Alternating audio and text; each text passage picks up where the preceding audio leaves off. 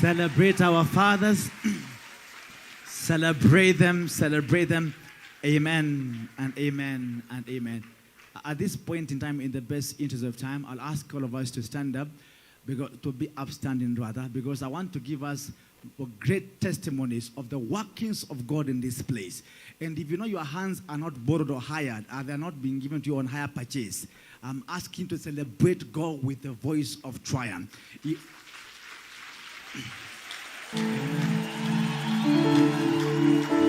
can do better. Amen.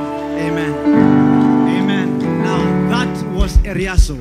I have multiple testimonies here of people who are God has been good to them. When the testimony, I've read it in your own way. Jump, scream, stamp your foot, celebrate until make sure that heavens register our thanksgiving. Am I talking to somebody here? Are you ready for me? Sayadada. Somebody say, Father, in the name of Jesus, for your wonders in this place, we are very grateful. Testimony number one. My husband and I applied for a job to install CCTV cameras. The job was put on hold for quite some time. I gave God my Rehoboth pledge, and on a Tuesday, he was given a phone call, and the job is underway. Put your hands together. Celebrate God in this place.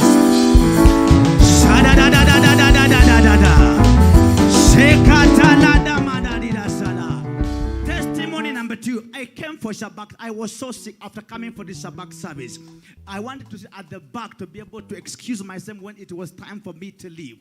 But the usher, Emily, to be specific, insisted I have to sit in front.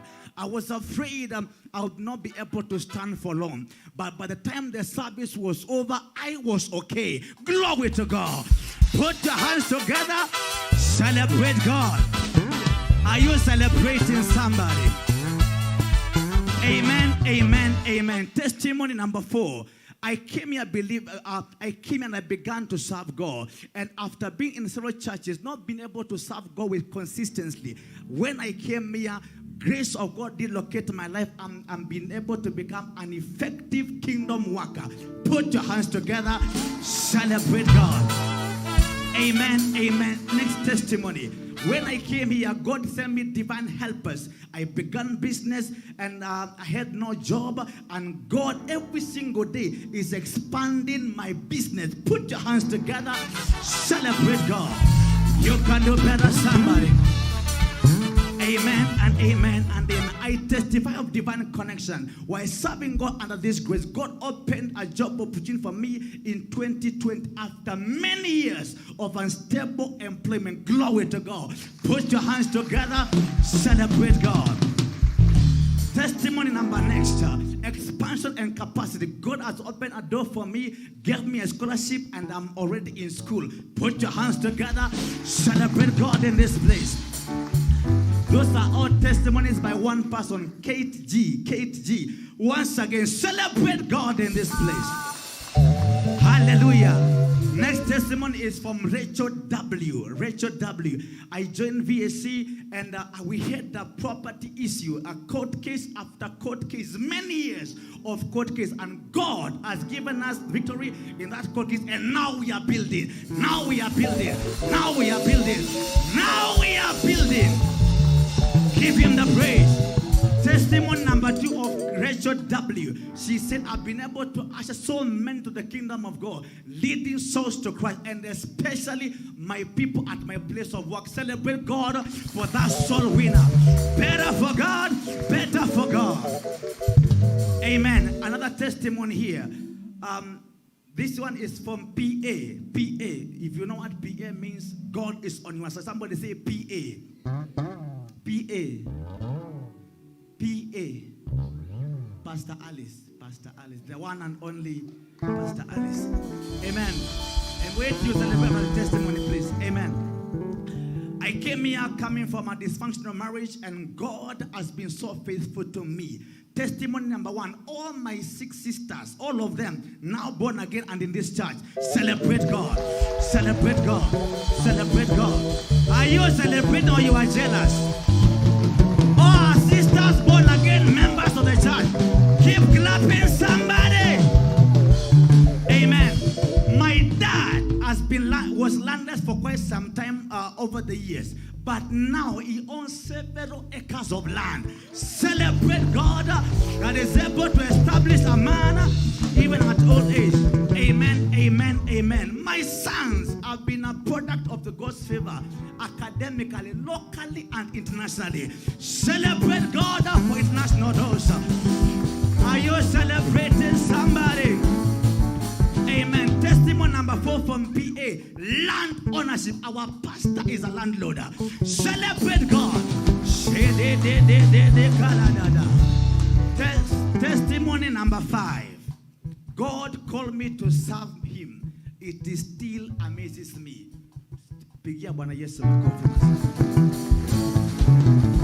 Amen. Testimony from Sister Becky. I came to this church with a lot of pain in my heart because of my family. But now God has turned the bitterness to joy and love. Celebrate God for the healing of the heart. You can do better, somebody. Testimony number 2 from Becky. We were always in hospital for my son. Every Wednesday was hospital appointments. But now my son is okay. Celebrate God for that testimony. Are you celebrating or you are jealous? Number 3 testimony from Becky. God has given us a permanent house. Celebrate God for a permanent house. Somebody. Testimony from Lucy M. Minor Lucy. Praise God. God has given me a job. Mtu aseme a job. Mtu aseme a job. Celebrate God for that job. Amen, amen, and amen. God has enabled me to build a bungalow for my parents.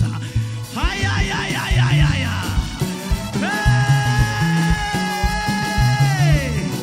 Somebody say, I shall be for my parents. They shall not die in Ashanti. Lucy Minor has built a house for their parents. Testimony number 3. God has given me financial breakthroughs, money from every side. Celebrate God for that testimony. Another testimony here. The name, this person is anonymous. You'll forgive me for that. Number 1, it says, I've been taught prayer and kingdom service. That's testimony number 1. Number 2, God has blessed. No, this one I know. Minister Bernard. God has taught me prayer and kingdom service. Celebrate God. Wait, number 2, God has blessed me with a beautiful wife.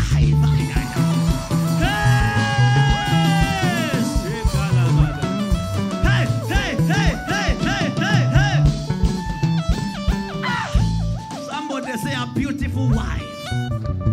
Somebody say, oh God, remember me, I pray. Number 3, my family has enjoyed salvation. Minister Bernard testifying. Put your hands together. Number 4 and 5 combined. I have found favor in great places. And number 5, the work of my hands has been established. Celebrate God for the life of Minister Bernard and family. Amen. My name is Mrs. Kibuka. I joined VAC in the year 2011.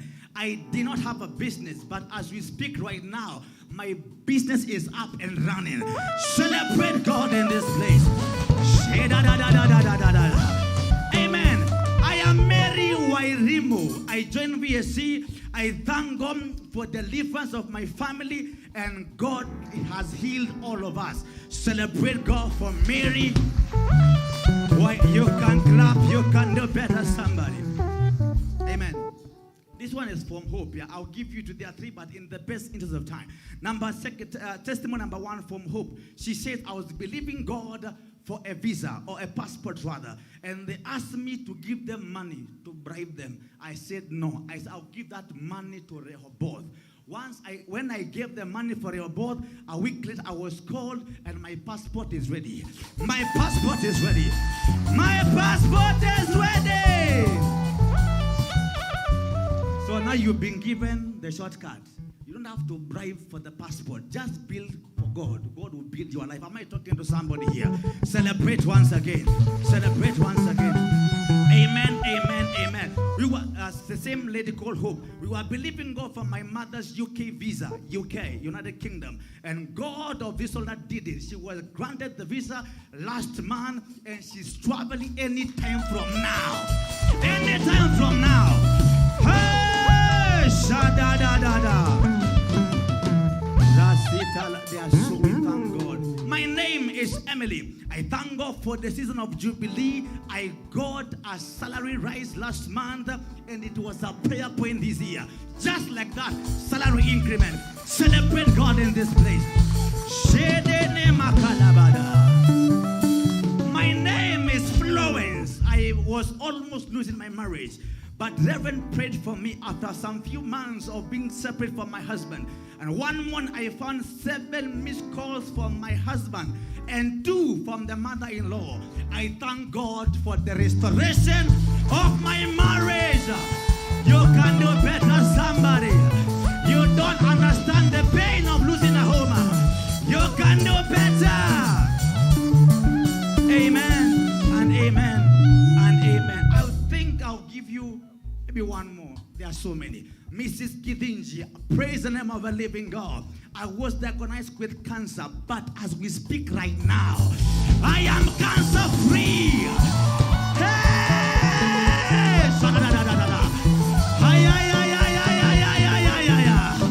I am cancer free. Somebody say, devil of cancer, defeated by the grace of God. Honestly, in the best interest of time, I think you are encouraged. And my testimony is one. I came here like this, now we are like this. Are you celebrating? Celebrate. Amen, amen, amen. I came here with no child. I have one beautiful, amazing daughter called Gianna Amani Mwendo. I thank God. Thank God for my prophet. Amen. I came here with a bicycle. Now I own my own school. Mine. God. Thank you, Father. And I thank God for the most amazing mother world over. We celebrate you, Mary. Celebrate the grace of God. Amen and amen and amen. Shadadadada. Let's invite the praise team for a hymn. Appreciate them until they are here. Appreciate them. Amen.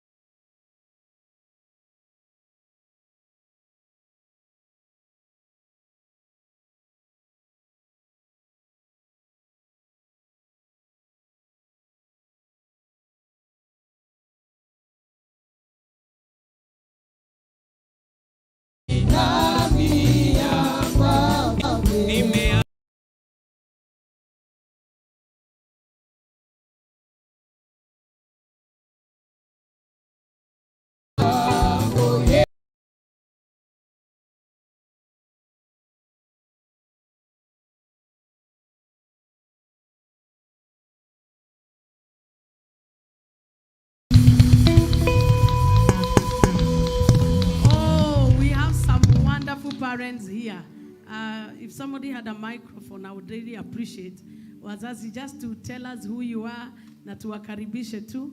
Allow yourself mkwe Asha. My name is John Waroy. I'm saved. Amen. I'm the father of Monica Jerry. Monica, where are you? I think she's around. Oh, nice.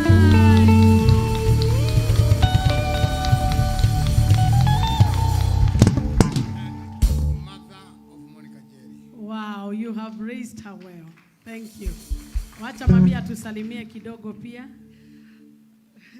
Hallelujah. Amen. Hallelujah. Amen. I'm Ruth, mother to Monica Jerry. Amen. God bless you so much, ma'am. Asanteni kwa kufika hapa. Barikiwe sana. The others there. Give them the microphone. Yeah. Hallelujah.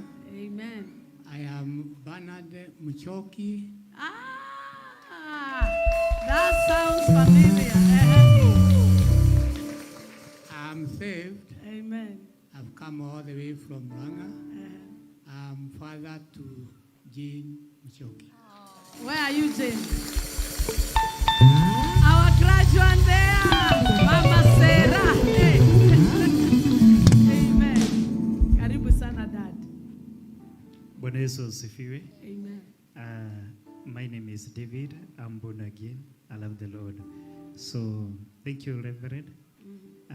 Sorry, I may not appear in one of the list of those testimonies, but in your inbox I ever shared one time, and God bless me. Amen. Amen. That's why, you see, we don't just choose, but we allow God to lead us to choose. Amen.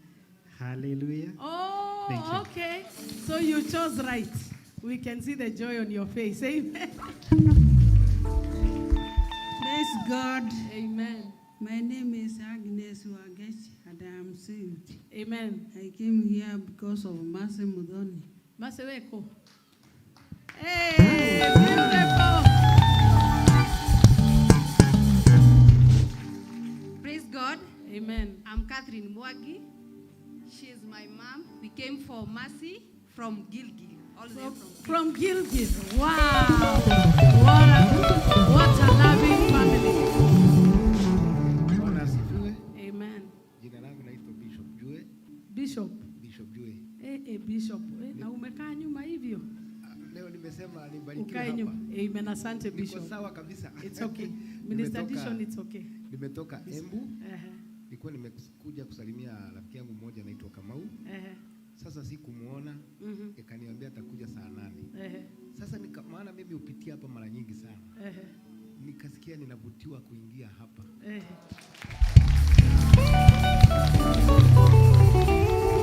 Kuna churches nyingi hapa, lakini Roho wa Mungu akaniongoza hapa. Amen. Nikasikia hapa kuna chakula yangu na nikae nyuma. Kwa hivyo nikiwa hapa niko sawa na mbarikiwe. Amen. Lakini kwa heshima Bishop, hata kama utakaa mbele sana, tafadhali karibu sana mtumishi wa Mungu.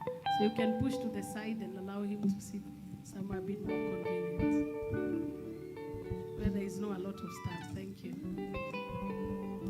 Praise God. My name's Ruth. I'm the auntie to Emily. Oh, okay. Where is Emily? We have we have like 3 Emilys. Oh, wow. Praise God. Amen. My name is Naomi Wanjiru. I'm the cousin to Emily. Umekuja. Oh, wow. Glory to God. Bwana asifiwe. Amen. My name is Jane. I'm happy to be here. I'm born again. I got saved in this place on Wednesday. Ni wewe. Kai. You look so so glorious and beautiful. We are so happy you're here. Do you have people upstairs who are coming? Well, hapo tutakusikia sema tu because of the microphone. Iko mbali sana. Your name? Amen. Yes, we can. Yeah. Wow. Amen. Where is Mercy Modoni? Oh, Mercy, the same one. Good job. Amen. Do you have another visitor there that has not yet greeted us? Amen. Marito makwa njitagwo Jane Wanjiru na ndi rita rĩa mbere gũthoma gũkũ Na zoom into the visitor if you can. Na nyumĩte Mũrang'a Kangĩma Kanyinya-inĩ ndauga ngũka gũthoma gũkũ ndi auntie ya Florence. Oh, Florence Florence is a graduate. Oh, okay, nice. Karibu sana auntie. Florence na ina gagikundi nĩ gĩa praise and worship nĩ mũini wa mwega mũno. Ngai aheo goci. Isn't it wonderful to have guests in the house? Would you give them a victor's welcome? Welcome, welcome to the house of God. House of God. Welcome, welcome to the victor's assembly. Assembly. Welcome, welcome to the house of God. Yelelelelele, yelelelelele, yelelelelele. Welcome to the victor's assembly. Wow. Hiyo nyimbo tumetengeneza juu yenu kuambia ya kwamba tunaitwa Victor's Assembly Church na hapa ndio kanisa. Tunakuwa na ibada 3 kwa siku. Leo tuko na anniversary, so tuko na mpaka extension hapa kwa kiwanja kwa sababu tuko wengi hatuwezi toshea. But huwa tuna ibada 7:30 am, 9:30 am na pia tuko na ibada ya 11:30. Na hapa Mungu ametuweka kwa miaka sasa 15. Lunch hour began 2009. So 10, 11, it was like 14 years. Na Mungu amekuwa mwaminifu. Lakini kama branch ya VAC under Bishop Deuri Maina, who has sent me with a congratulatory message. And he has told me that on his behalf, I send all of us congratulations. Is that the way you are receiving from your bishop? Is that the way you are receiving from your... I will tell him.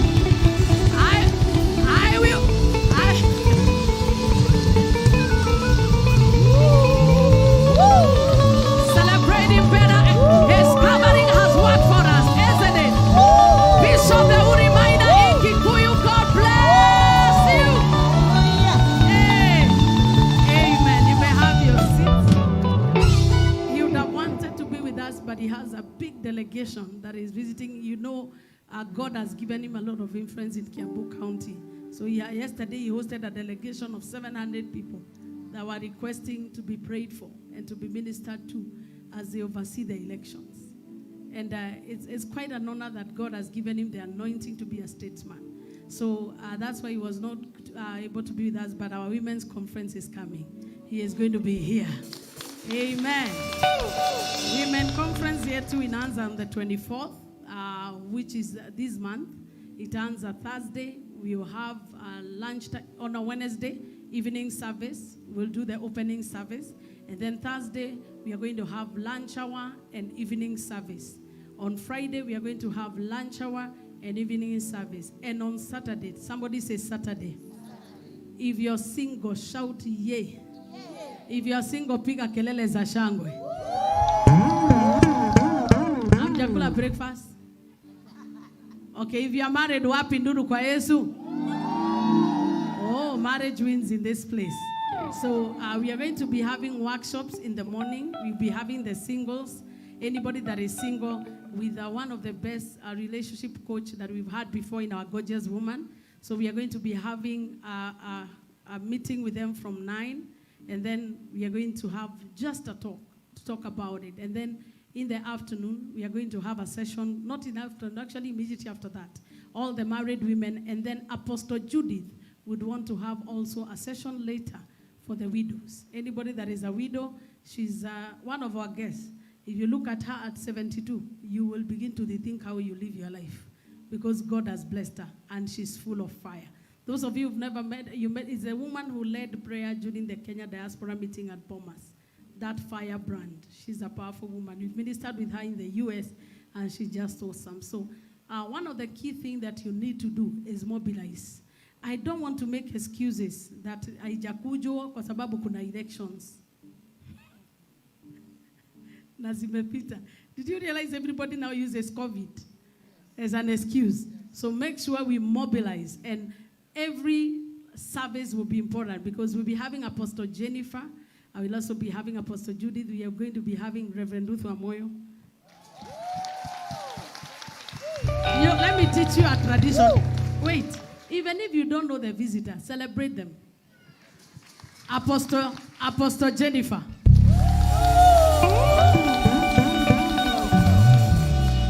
Tuachane mchongo ano. Ati you must know to celebrate. I know them for you. Apostle Judith. Bishop the Uri Minor. The Lady Apostle Reverend Ruth Wamuyu.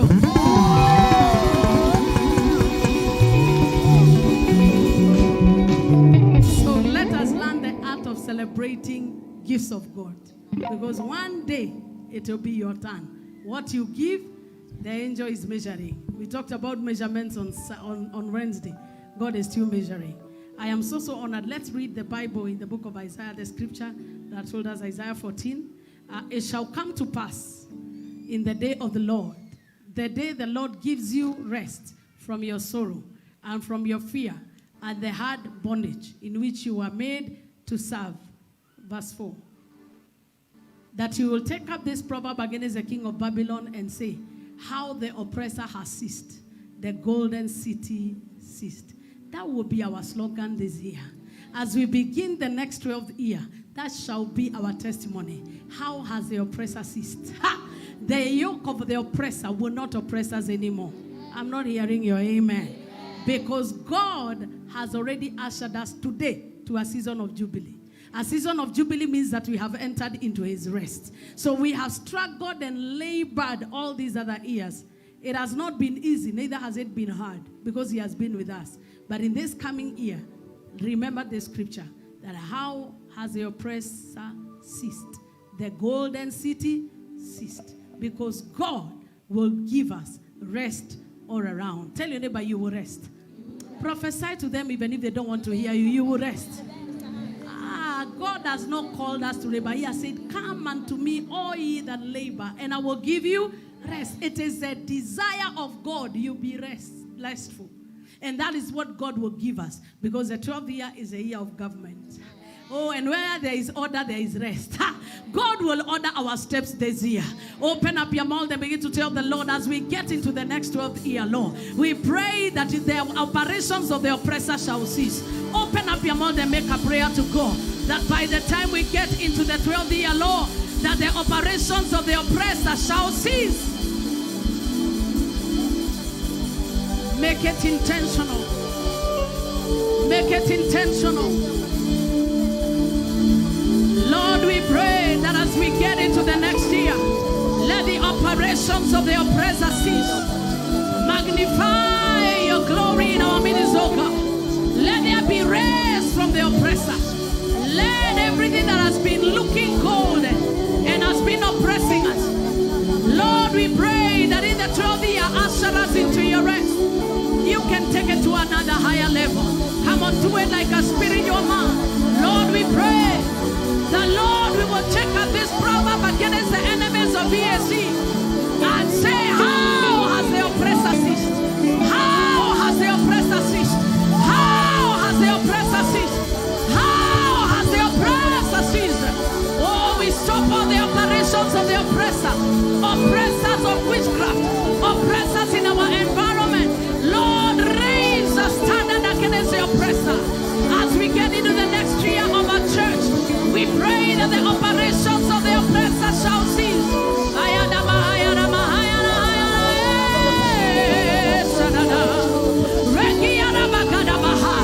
My house shall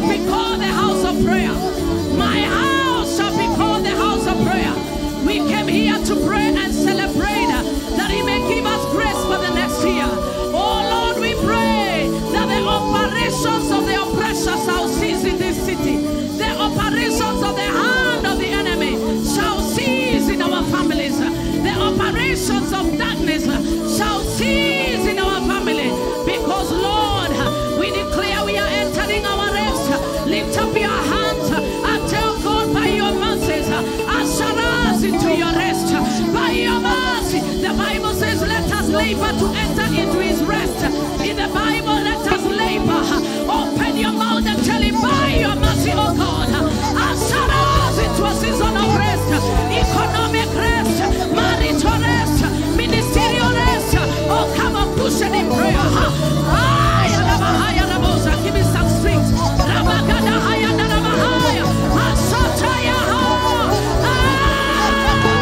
Usher us into a season of rest. Usher us into a season of rest. By your mercy, oh God, we don't deserve it, but by your mercy, oh God, warehema zako tupe pumziko. Maana wanaotufinyilia ni wengi, maana wanaotutesa ni wengi, maana wanaotufinyilia ni wengi, maana wanaotudhihaki ni wengi, lakini tunakulilia Bwana, tupatie pumziko, tupatie pumziko in the project of Rehoboth, tupatie pumziko in the project of Rehoboth, tupatie pumziko in our marriages, in our services, in our plans. Yesu, tupatie pumziko. We cry. Ay, ay, ay, ay, ay, ay, ay, ay, ay, ay, ay, ay, ay. There is a living mother here. There is someone that needs a child. Give them rest this year. Kuna mtu anakuamini ili ajenge nyumba ya wazazi. Kuna mwingine anakuamini ili aimarike kibiashara. Tunaomba utupe pumziko kutoka kwa mkono wa aliyetufinyilia. Tupatie uwezo, tupatie nguvu. The last prayer you pray, increase my capacity that I may break the yoke of the oppressor. Increase my capacity. Anza kulilia Mungu, niongezee nguvu, niongezee uwezo, niongezee hekima, that I may break the yoke of the oppressor, that I may break the yoke of the oppressor. Lord, increase my strength. Oh, to the weak he increases his strength.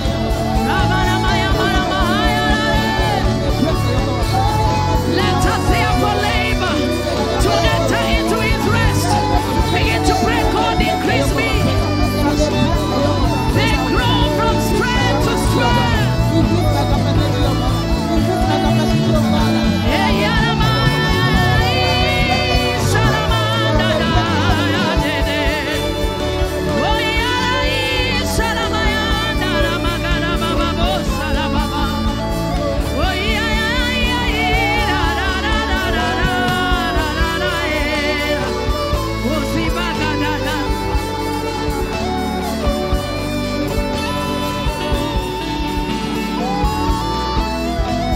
Appeal to God right now. Increase me in strength. Bwana niongezee nguvu. Deuteronomy 33:25. Deuteronomy 33:25. Ayana Messiah, Gadabahaya Mahaya. Yesu tunalilia. Ayana Mahaya, 33. Ayana Mahaya, Ayana Mahaya. Oyana Mahaya, Ramasharia Bagadade. In Jesus' name do we pray. Celebrating an anniversary is not enough. What is ahead is what is important. Apostle Paul akasema, siangalii yale ambayo yamepita. I look forward towards the goal. There is no crown for starters. The crown is for finishers. We must finish well. We must finish well. Tumesikia ushuhuda nyingi ya 2011. Many people that have been here since we began. Pray that in 2032 you still be here. Amen. Now some of us with our grandchildren saying, look what the Lord has done. Your sandals shall be iron and bronze. You know, when you understand what a church does to you, or what a spiritual covering does to you, these declarations are not, Victor's Assembly is not this building. It is you. Somebody say, we are Victor's Assembly. So when we declare the yoke of the oppressor is destroyed and the operations of the oppressor have ceased, this is what we are meaning. That God will give you sandals of iron. Ooh. Ambia jirani yako, Mungu anakupatia viatu za chuma. So that as your days, so shall your strength be. Ukikuwa 45, uko stronger than you are when you are 20. Ukikuwa 70, uko better than a 17-year-old teenager. Because akikupatia viatu, sandals of iron and bronze, ni kumaanisha wewe usikiagi joto ya maisha. Wewe hata wakikuinukia, you are unbreakable. I want you to open up your mouth and tell God, as my years progress, let my strength increase. As my years progress, let my strength increase. As my year progress, let my strength increase. Caleb said, I am as strong as I was.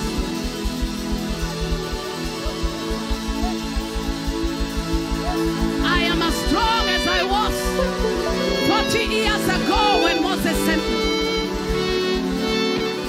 I can hear you. Uko dhate tuna tayari unasema unaumwa na mgongo. We. Vile miaka inasonga. Vile miaka inasonga.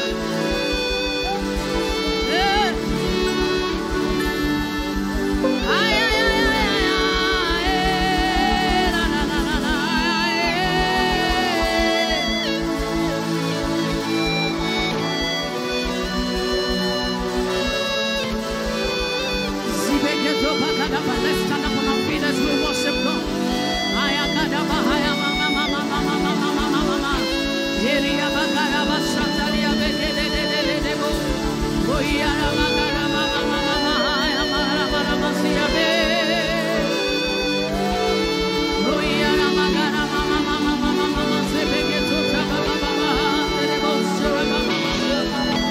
Simame kwa miguu yetu tafadhali.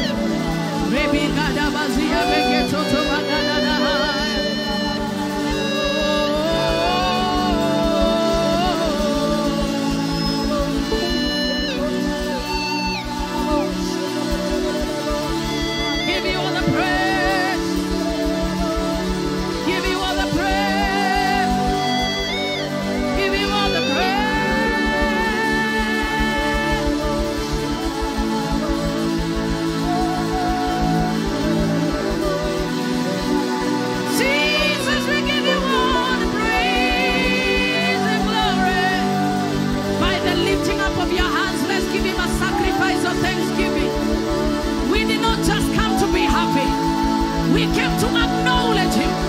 We came to let him know this far you've been our Ebenezer. Sio kwa nguvu zetu wala uwezo wetu Yesu. Ni kwa neema yako tu tumefika mahali hapa Yesu. Inua mikono yako juu na sauti yako. Mwambie sio kwa nguvu zetu lakini ni kwa neema yako tu Yesu. Ay, ay, ay, ay.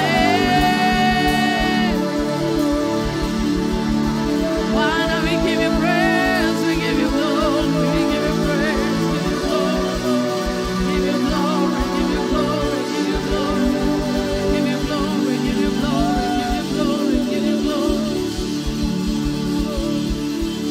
Father, we exalt, give you glory, give you glory.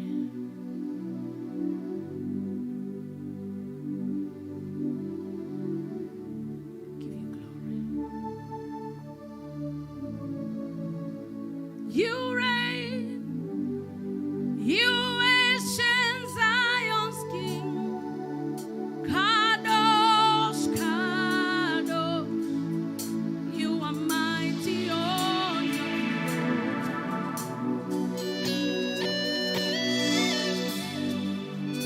You ancient Zion's King, Kadosh, Kadosh, you are mighty.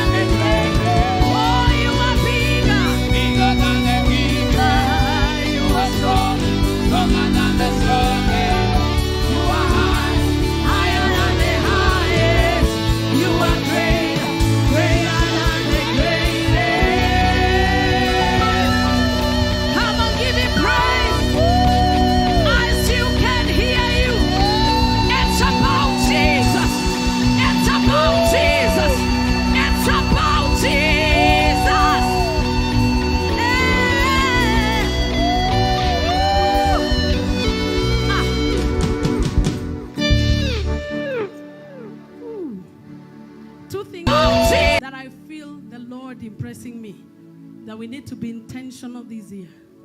Number one, soul winning. Hallelujah. Soul winning. This year we should register more souls, beginning from your workplace, your family, even strangers. May God give you grace to be a soul winner. May you receive grace to be a soul winner. I want you to say, I am already recruited. I am already hired. Are you sure? Yes. Tell me I'm hired. And I'm recruited. And I will bring souls. Everybody is a soul winner. You don't have to have a title. The second thing I desire, and I know the Lord would want us to do, is to complete our Rehoboth mortgage. Amen. Those who don't know what Rehoboth is a place where we called Rehoboth because we had contended with two more places, this one and another one. And then finally the Lord gave us land next to Safari Park. Just there. Just there. We are building a mega cathedral of about 3,000 to 4,000 capacity. We've already done the foundation. We are waiting to finish. But we need to make sure that the land is free of any incumbencies. You understand? Understand? So that by the time we pay, tukianza kujenga ni kujenga. And we dedicate that cathedral for God. We've already done the foundation. Be done. We are waiting to finish. And it shall be done. We need to make I'm sure not hearing you. Somebody say it can be done, and it shall be done. You understand? If you are in agreement, open your mouth and tell God. By the time we pay this year, make me a soul winner. Make me a soul winner. Make me a soul winner. We've already done the foundation. Make me a soul winner. Yesu alisema kwamba endeni mitaani, compel them, go to the byways and go to the hedges and compel them to become my disciples. Endeni kwa mitaa, endeni kwa vichochoro, hata kwa mitaro, walevi, endeni muambie ya kwamba ufalme wa Mungu umefika, and make them as disciples. The next prayer point you pray, Lord, help us to complete our Rehoboth mortgage. Help us, God. Use me, bless me financially, that I may become a blessing to this project. Lord, bless me financially, that I may become a blessing to this project.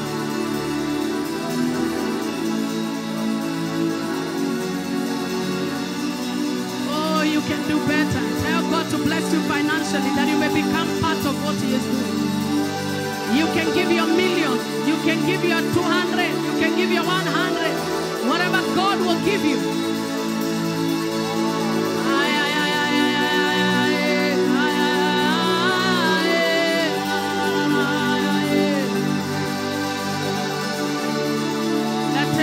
Pray with us.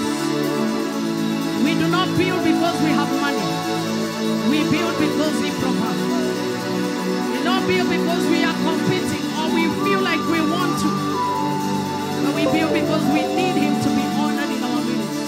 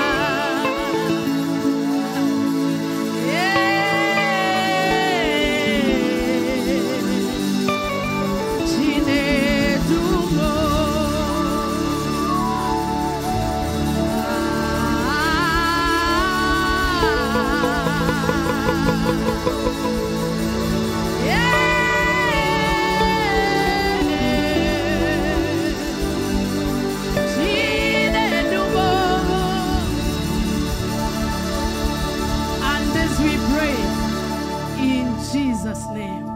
Shout 3 powerful amen. Church in the balcony, shout your 3 amen without any reservation. Church on the lower bank.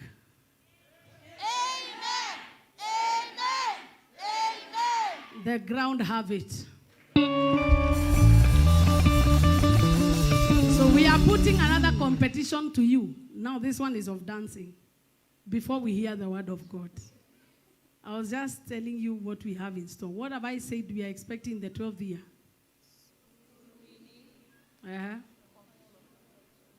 No, those are our goals. Our goals is soul winning. Okay, but what is our driving force? What is the theme? The operations of the oppressor shall cease. Hiyo kizungu ni mingi, ndio ukumbuke. The oppressor shall cease. Yani munifinyilia, atafinywa.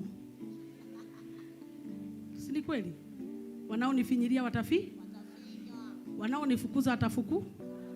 Wanaoniangalia vibaya wataangaliwa vibaya. Wanaonichukia watachuki. It will be turned the other way. Whoever is oppressing you, they will be sat on by God.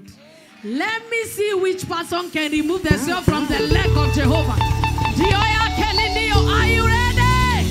Are you ready? Happy anniversary! Hey! So tell your neighbor, give me space, give me space. Wazazi karibuni sana. Goja. Hapa unaona wazee wana dance. Kuna wamefika 70 years, huwezi jua. Huku kitu moja tuna enjoy, hatuzeekagi. Na huku tulitupa ID. Hakuna mtu wako nayo. Tumeiweka kwa safe. Tutaitoa tu wakati wa elections on Tuesday. Yani inamaanisha miaka haituzuii kuchezea Yesu. Kwa maana Daudi alichezea Yesu hata akiwa mfalme.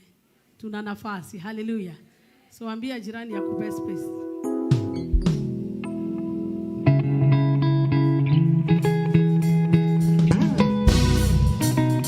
Wapi vigelegele kwa Yesu? Unapiga makofi ya juu. He has said yes.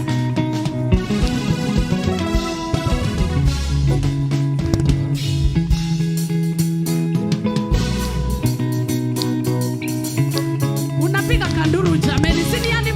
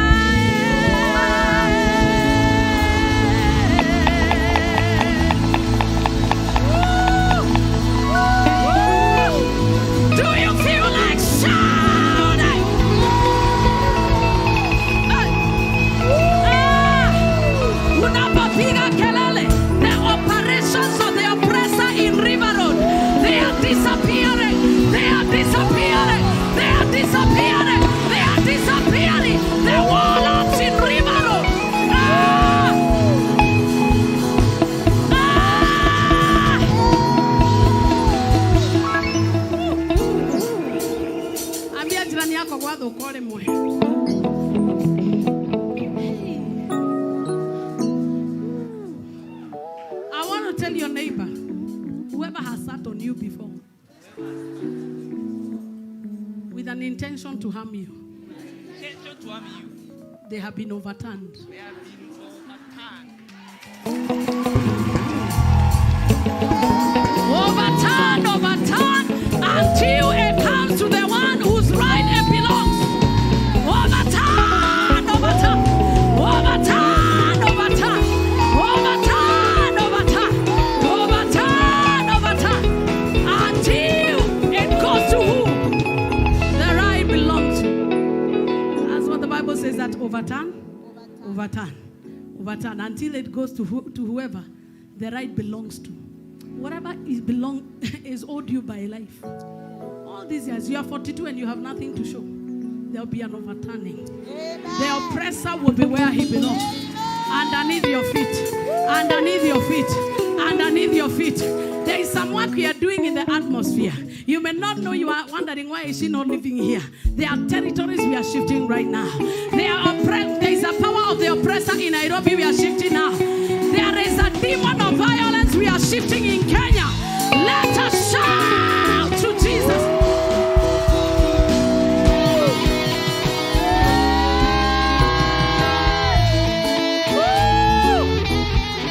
And so shall it be in Jesus' name. I felt wanasemanga kinyozi ya jinyoangi, but in this case kwa kingdom ya Mungu hakuna kunyolewa, ni nywele inakuaga. So the person I'm about to bring to you atafanya nywele zetu zigrow. Si kunyoa anakuja kunyoa hapa.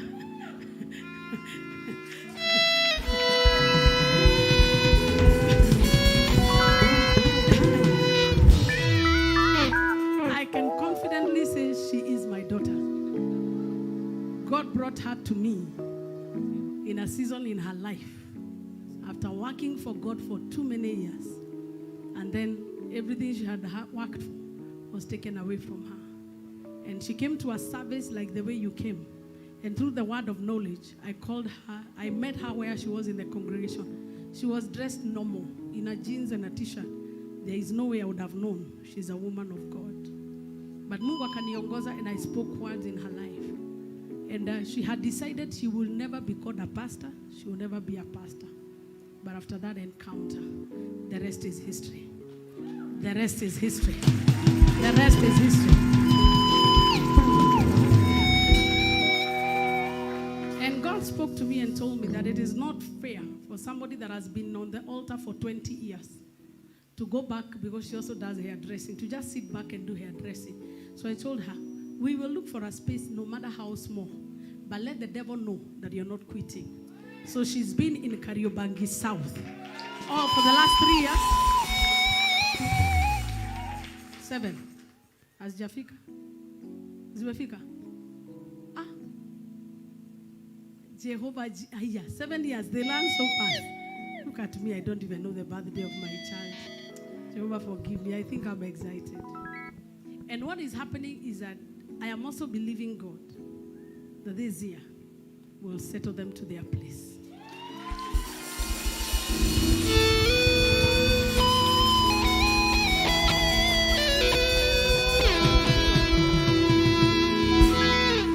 So as I bring to you Pastor Mboche, is a girl, I'll call her a girl, that I've walked with. She lives a holy life.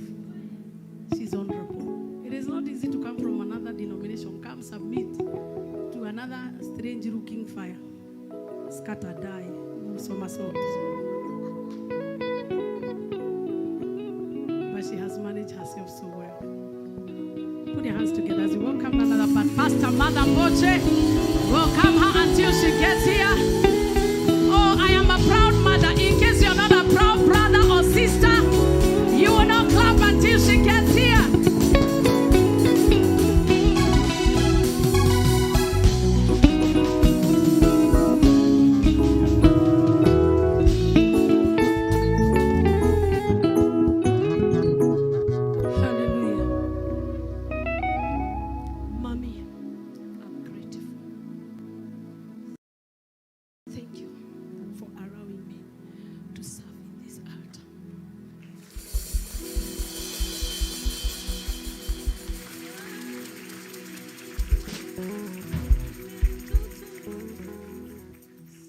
Hallelujah.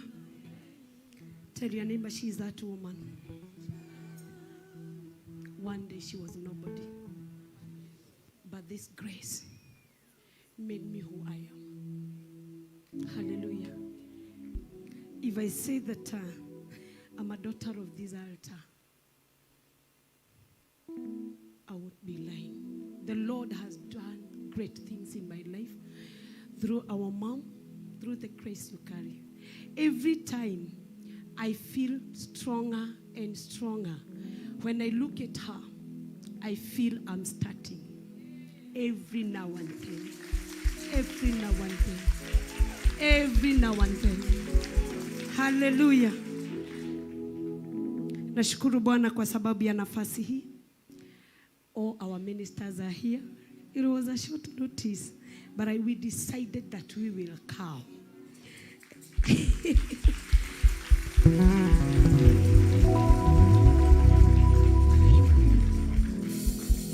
Those are our ministers. And Mom, I must say thank you. You are the reason why my voice is heard. You are the reason why I'm who I am. God uses people, and He has used our mom to make me.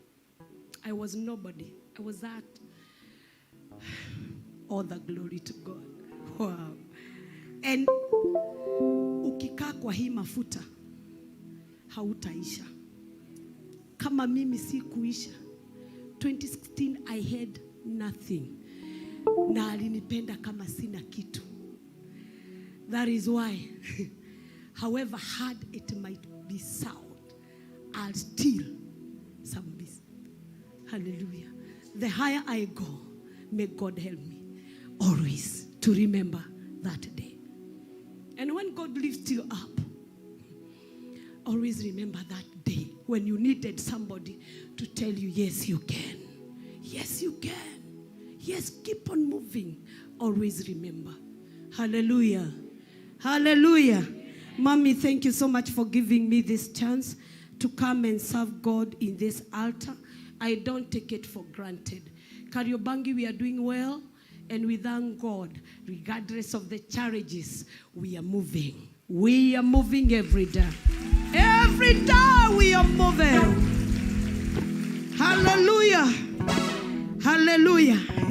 Tell somebody we are entering another season. We are entering another season because the Lord is with us. Luke chapter 4 verse 17, 20. Luke chapter 4 verse 17.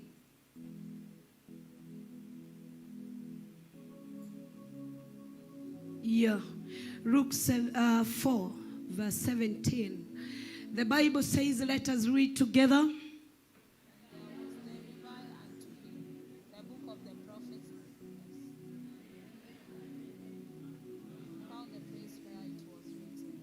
Another verse.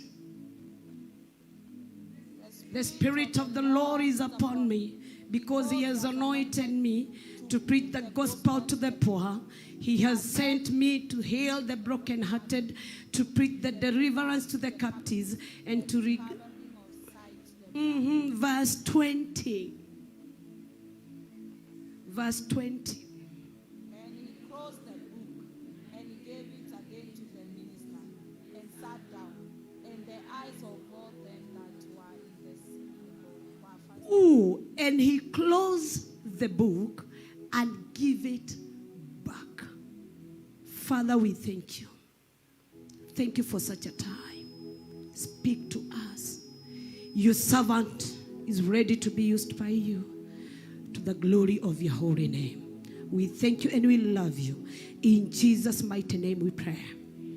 The Bible says in my version, he closed the book and handed it over to the attendant. Praise the name of the Father. Tell your neighbor, my neighbor, he closed the book and handed it over to the attendant. Praise the name of the Father.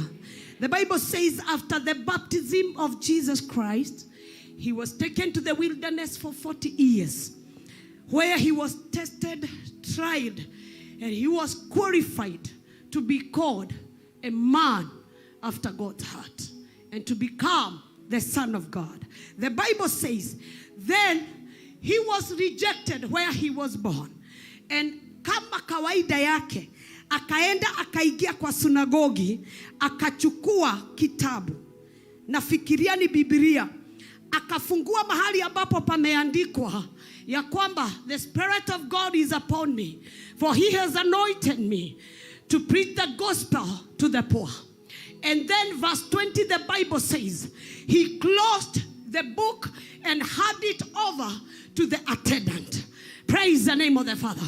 Tell your neighbor, my neighbor, close the chapter and hand it over to the attendant.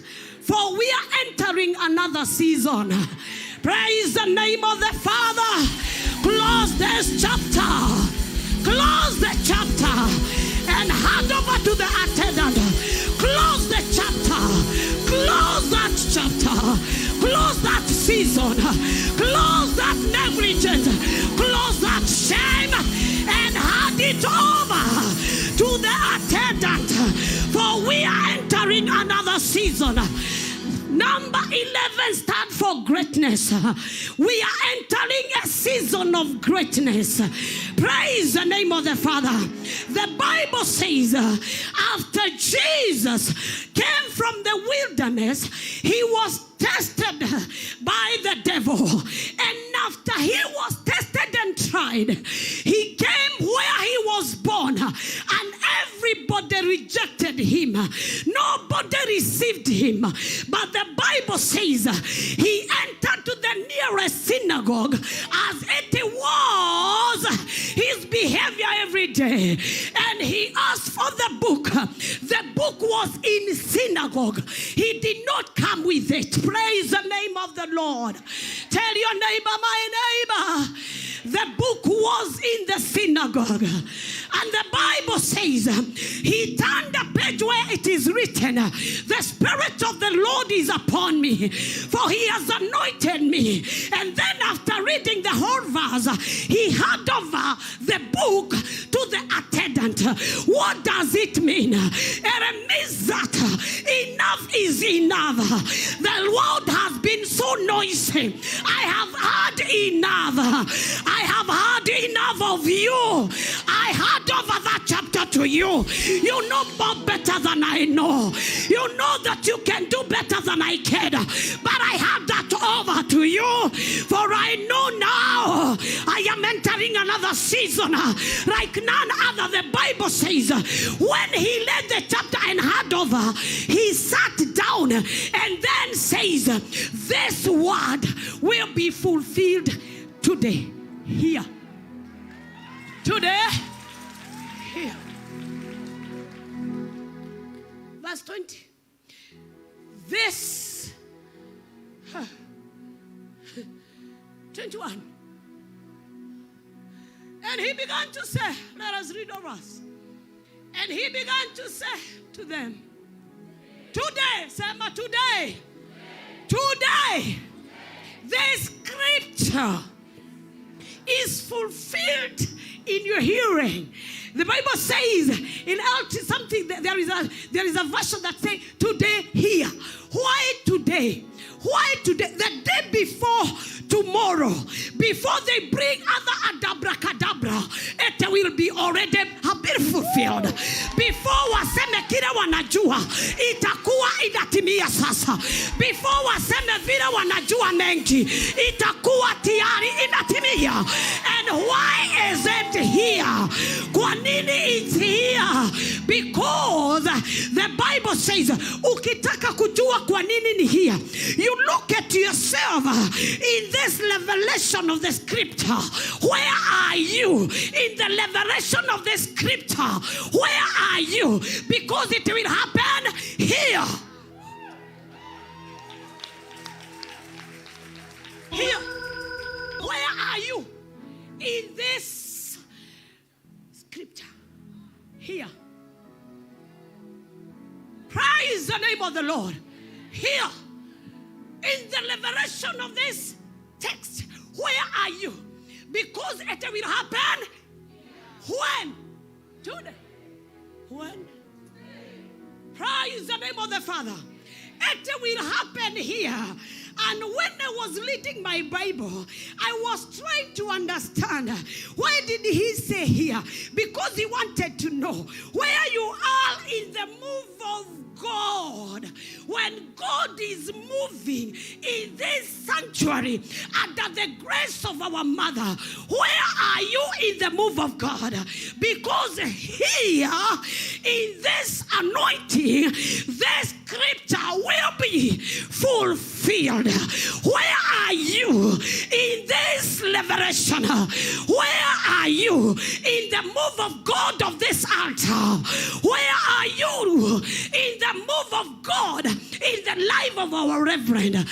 It will determine who you will become, because God is changing things, and we are entering into another realm of the spirit where things will work for our own favor. Praise the name of the Lord. And you know, it was recorded before he came, because he read. It was written before. Before he came, these words were recorded. Before you came here, it was recorded that this is your year. Before you came here, it was recorded it is your turn. Before you came here, it was located. It was declared that your healing is today. Before you came here, it was recorded it is your day and your breakthrough is here. Before you came here, sema Bwana Yesu, thank you for it was recorded before I came here. Ran my breakthrough. Listen. Hallelujah. Praise the name of the Father. And when he was speaking these things, every ear heard. Masikio yote yalisikia, but walisikia tofauti. Hallelujah. Kuna wale walisikia akisema hivi ikapita. Kuna wale walisikia wakauliza anamaanisha nini. Kuna wale walisikia wakauliza, these are excitement of many pastors. Lakini every Jew who heard the voice of Jesus knew that he was talking about the time of Jubilee. He was speaking about the chosen year of our God. He was speaking about Jubilee. And every victor who is hearing me and listening to me must know that this is the year of Jubilee. This is the year of Jubilee. Every year that heard, now you know that this is the year of our Jubilee. Praise the name of the Father. Jubilee means release. Jubilee means release. Jubilee means God's favor. Jubilee means God's favor. Jubilee means a come back home or a return. Hallelujah. Tell your neighbor, my neighbor, in this season, there is a coming back home that is returning. Jubilee means the year of restoration or renewal. Praise the name of the Father. My Bible says that Jesus said that the Lord has anointed me to proclaim the year of God and to proclaim the Jubilee, the year of Jubilee. I came to announce in this altar, the season of your life is over, and we are entering another season under the grace of my mama. I came to announce to you that the season of disgrace, the season of shame, the season of destroy, the season of disbelief, the season of taking advantage of, it is over. And by the grace of my mommy, I sing under the grace of my mama, and I declare to you, another season is beginning. There is a beginning of another season. Shout hallelujah! Shout hallelujah!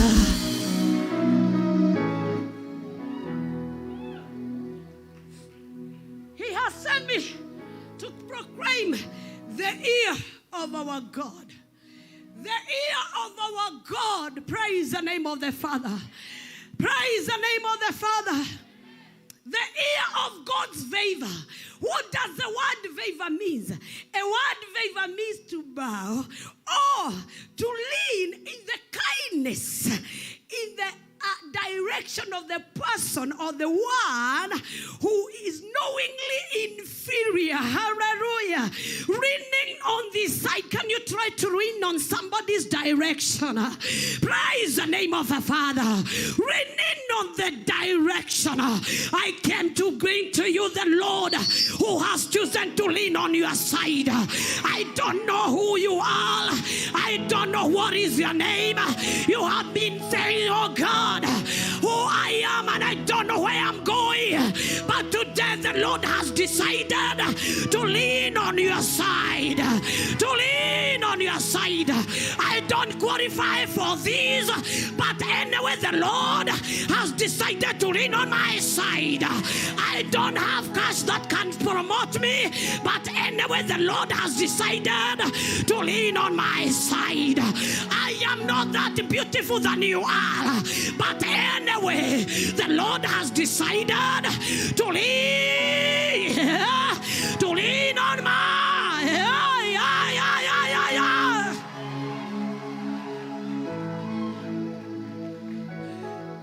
Even when God is bringing it to you, He knows that you don't qualify.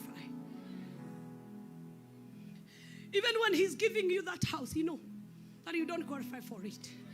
Even giving us such a grace to stand on this altar, we don't qualify.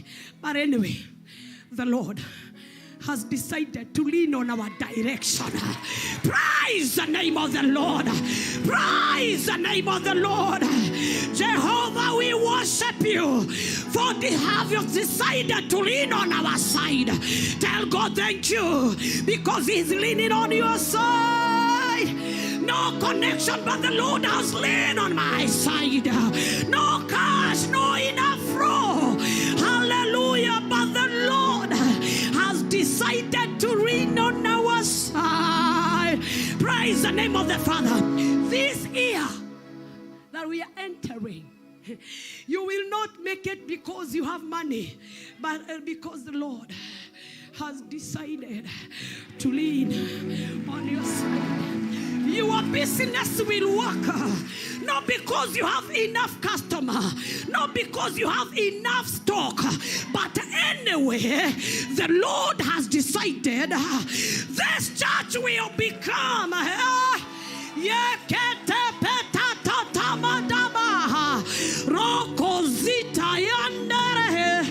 this church is an international church, not because of anything, but anyway.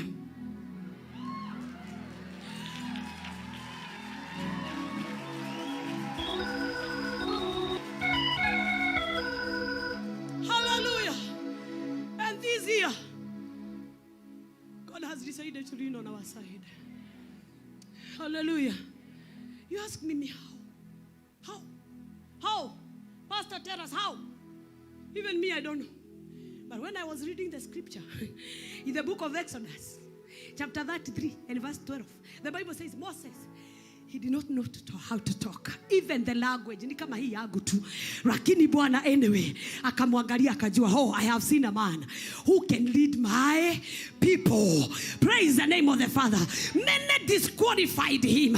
But when God looked at Moses, he saw somebody who can lead thousands. Praise the name of the Father. Many will be looking at our mommy. Many will see a mother. Many will see a pastor in a reverend.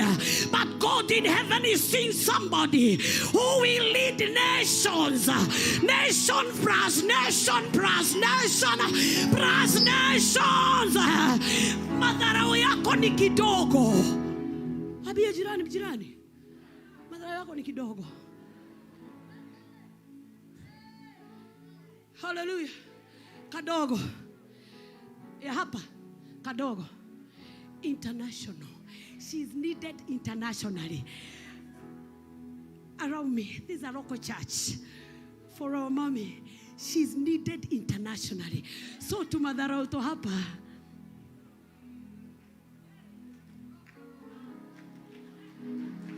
Roko.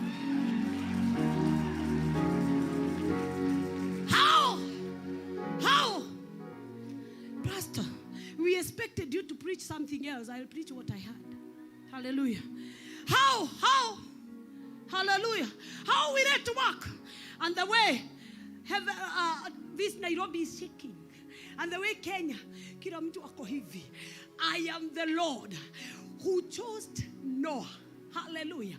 Katikati ya gharika mingi. Soma Biblia vizuri. In Genesis 6 and verse 8, the Bible says, I have chosen you. Sit down. Sorry. I'm sorry. Hallelujah. Noah, I have chosen you among many. Thou will die, but you will live. Why? Not because you have everything that is needed for this season. Not because you have met every demand of the season. But anyway, I have just decided to lean on your side, Noah. So many will die, but I will save you. Many will die. Many will be silenced. But Noah, anyway, I have chosen you and I will save you. Plus your generation. Pastor, how can it happen? I don't know, even I. But when I was reading in the book of Proverbs, chapter 8 and verse 33, the Bible says, for he who fights me, fight love and obtain favor. How can you preach in such a way and the way we are shaken? I don't know. But whoever find me, find, rive, and obtain favor. Favor is speaking on our behalf. Hallelujah. Praise the name of the Father. No wonder when he met, the angel of the Lord met Mary. She was just a girl like me. Ooh, she's just a woman like any other. But he said, Mary, fear not, for the favor of God is upon you, and you'll give birth.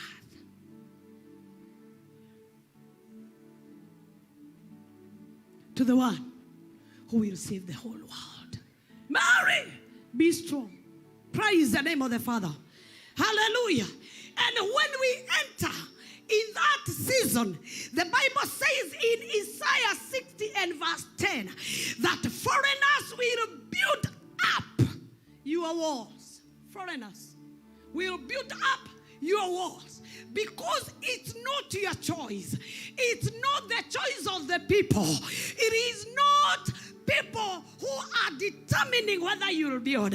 But because you have found favor in the hands of God, villagers or foreigners will build your wall. Tell your neighbor, my neighbor, foreigners will build your wall. And kings will minister to you. Kings will minister. Put your name there.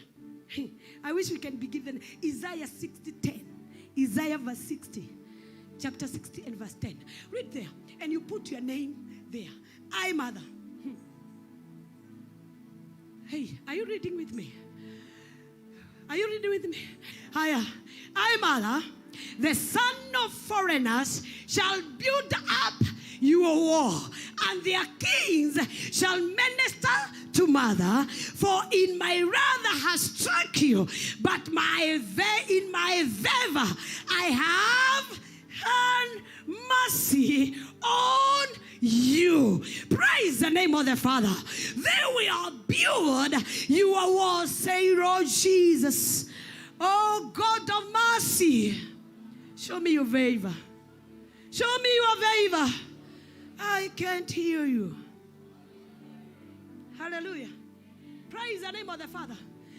The Bible says, He has sent me to proclaim liberty to many.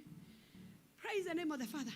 How will you enter this season of greatness. Number one, you'll enter there through revelation. Say my revelation. Through revelation. Hallelujah.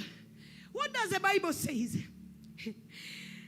The Bible says, when he came, look for, when he came out of the wilderness, he came to the synagogue and took the book and he led. The Spirit of the Lord is upon me. And he said in verse 20, this word will be fulfilled there. Mommy, there is one thing that I don't understand. I don't know for sure whether this was a Jubilee season. But through the revelation, he was telling people, don't you know who I am? I am the Son of the highmost God. I am who I am. I can declare Jubilee and I enter to it. Naweza declare Jubilee na niingia kwa Jubilee. Hallelujah. Look for, I don't understand. I have tried to do my research. I don't know whether it was a Jubilee day. It was not. But when he came, he declared, today, today, it will happen here. I came to declare Jubilee. Jubilee. Every year to us is a Jubilee. Every month to us is Jubilee. He wanted people to know, don't you know who I am? I am who I am. I am the one who was to come, and I have come. I can declare Jubilee, na niingie ndani yake, na nianze kucelebrate. Today is our Jubilee. Can I hear hallelujah for the Jubilee? Hallelujah. Hallelujah. No wonder that is why the Lord has given us prophet, like our prophet, to come. I want you to understand how we'll enter this season with the revelation. He has given us our prophet to come and tell us that it is the year of Jubilee, the year of people to be forgiven their debt, the year where people will celebrate again, the year where there will be a comeback. The work of a prophet is to tell us what is in the heart of God. When he tells us and us, we receive and we come and start declaring, hear this devil. Through our prophet, the Lord says that this is my year, and I came to declare it is my year, it is my season, it is my hour. If it is not today, it is today. And therefore, devil, if the Lord has said it through my prophet, it will be back to me, not by power, not by mighty, but by the Spirit of hallelujah. Praise the name of the Father. For the Lord says in the book of Amos, I'll do nothing except by revealing it to my prophets. Hallelujah. Praise the name of the Father. When you have that revelation that you can declare Jubilee and enter to it, you will go to your greatness. Praise the name of the Father. Number two, how will you enter? By declaration. By declaration. Hallelujah. By declaration. The Bible says the Lord has sent me. Jesus said, the Lord has sent me to proclaim the freedom to the prisoners and to release them that are slaves. He was declaring, hallelujah. He was declaring, today what the Lord is looking for is a group of many victors who can stand and say, this is my year. What is needed, the Lord has qualified us to enter to the Jubilee. 11 years, it's not a joke. Praise the name of the Father. It is not a joke, my friend. And the Lord has given us that grace to come all the way from day 1 to 11 years. We owe God a celebration.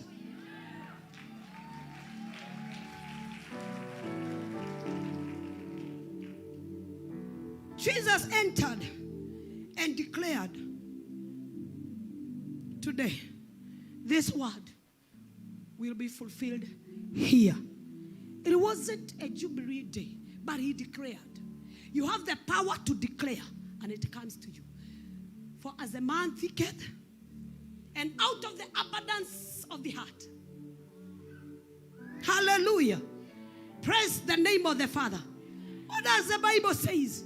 Leviticus 25. Leviticus chapter 25 and verse 8. Count of 7 years. And go to rest. Ooh. The Bible says, Leviticus 25:8. According to the law of Moses, God told Moses, tell my people, they should not cultivate their land. Let the land produce on its own. Hallelujah. No work. No work. What does the Bible say? And you shall count 7 Sabbath year for yourself, 7 times 7.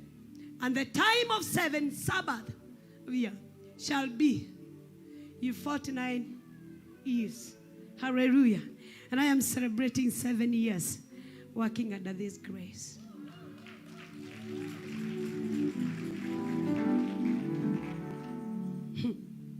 And it's not easy. Praise the name of the Father. And you don't say, now I'm qualified. I need to go somewhere. No. Wait until you are told. Praise the name of the Father. Celebrate. Then cool down. You don't say that it is enough. You'll be told it is enough.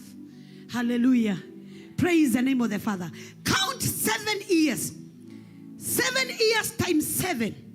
And according to the law of Moses, they were to no plantation. They were supposed to let the land rest. And they were supposed to stay to rest. And something funny that I found, that during this time when they were resting, God himself was also at rest. After working for 6 days, he rested. And he said, rest also. Everybody is at rest. And if we rest and God rests, what will happen? What was God doing from day 6 to day 7? The Bible says he was talking. Tell your neighbor he was talking. What was he saying? He was saying the things that are not there as though they were there. Because by the day 6, he had completed all the work. He had said, let there be earth, and the world was there. He had created heaven and earth. So by day 6, he rested. Day 7, it was the year to come and announce, or the day to come and say, hallelujah, let there be, and it was be. He was calling things that were not there as though they were there. Because in heavenly realm, they were already there. Praise the name of the Father. This is our time. You are not supposed to just to rest and keep quiet. Keep talking and calling things that are not there as though they are there. Praise the name of the Father.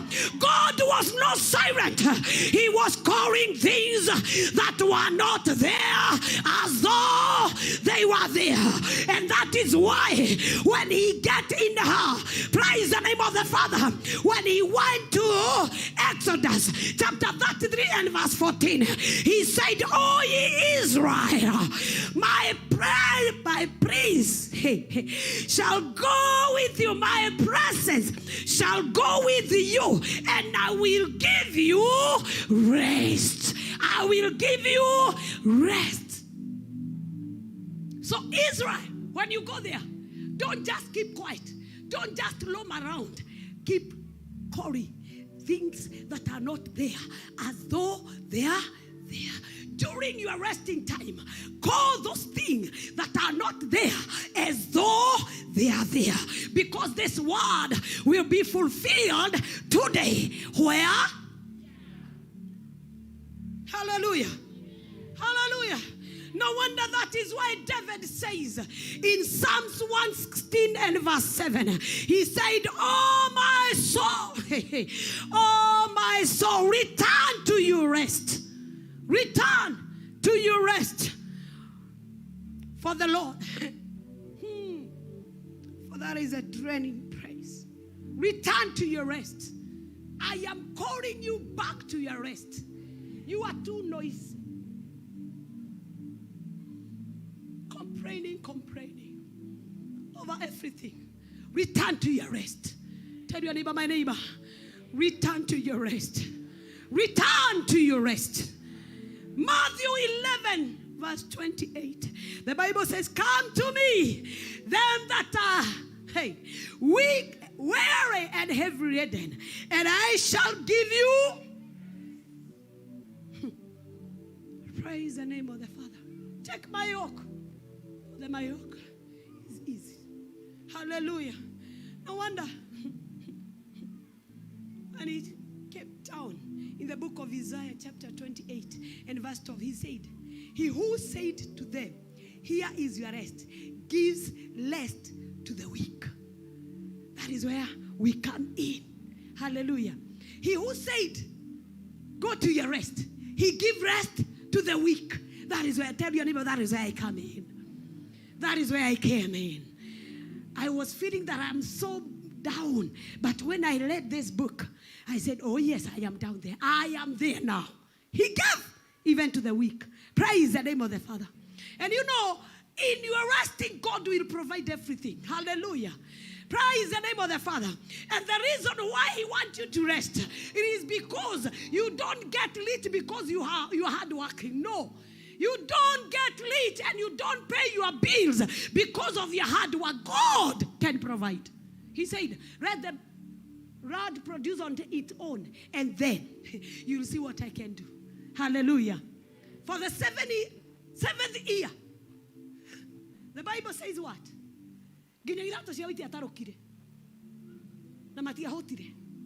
God is faithful. Hallelujah. Praise the name of the Father. God is going to remember you. Even at your rest. When you are at rest, God will remember you. For he does not remember you because of your good deeds. He does not do it to you because you come to church every Sunday. He will not do it to you because you're praise and worship leader. He will not do it to you because you're a choir member. He will do it to you because he's a good God. Hallelujah. He is going to do it because he already knows that you are his, and he will provide. Praise the name of the Father. Praise the name of the Father. Coming to church every Sunday and praising the Lord. Those are the prices that you are supposed to give to God because of his faithfulness. So he does not do it to you because you do it. He do it because he's a good God. And he's determined. And he's already decided to reign on your side. Praise the name of the Father. So be at rest. Go and rest. Hallelujah.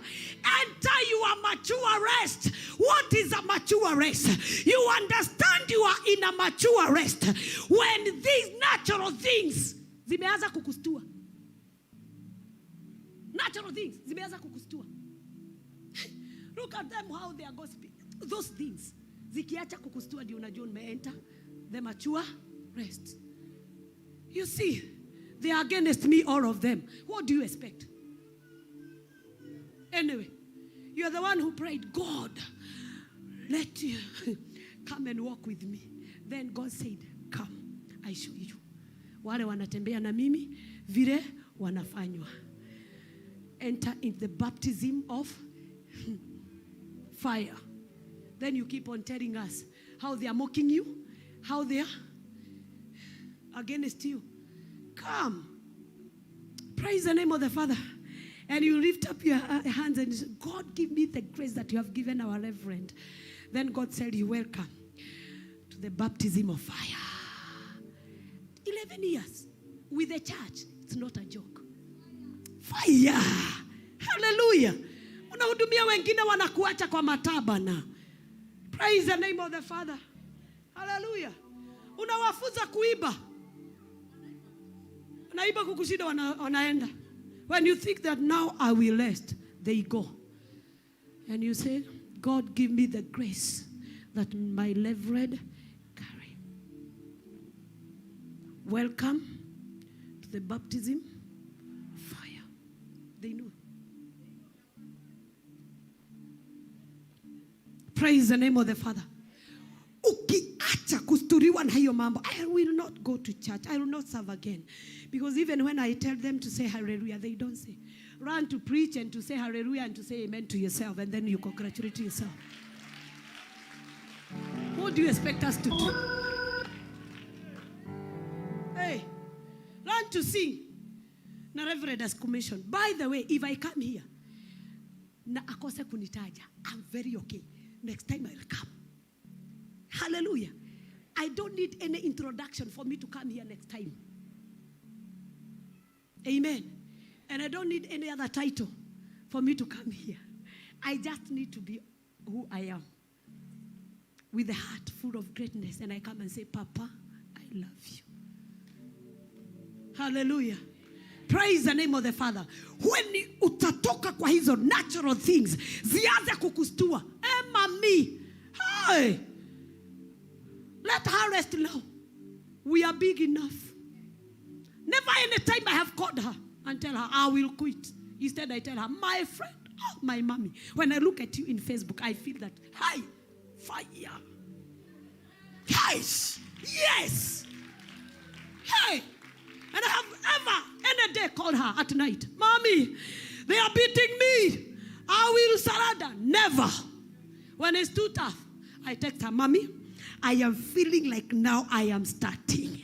And that time the fire is high. And I post my photo. Acha kulialia. Every time, give us peace. You said you want to be like us. Welcome. Welcome. It's not bread. It's not bread and honey. It is not milk and honey. Welcome, Minister Moses. Welcome. Hallelujah. Welcome. It is until you preach and they walk out of them and they will not come back. That is when you know, now I am preaching. Hallelujah. Amen. That is when now you stand and sing and they look at you with an attitude.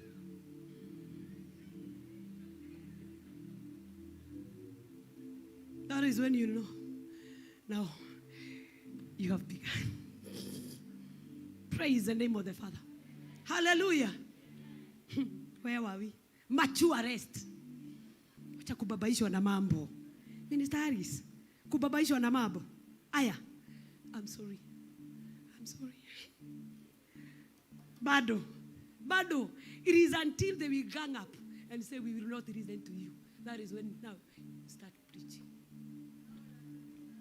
And then they say, if she is here, we are going. That now you are entering your rest. Not once. They have ganged up. Na wakienda nahubiri zaidi. Nahubiri zaidi. Because I don't preach for the 3 people who are there. For 20, 30 that are there. I preach the word. Praise the name of the Father. Toa mawazo yako kwa watu. Yaweke msalabani. You are not called to be loved. Why should they love you? And they did not love Jesus. Stop crying and enter into another season. Mature rest. Give us peace of mind. Hallelujah. When we are giving you the mic, we know you can. Prove to us you can. Hallelujah. Utakurialia bana. Ukipewa hii microphone. Hasa uli expect nifanye nini? Nilikuja hapa nilie. What were you expecting me to do anyway? She has taught me what to do.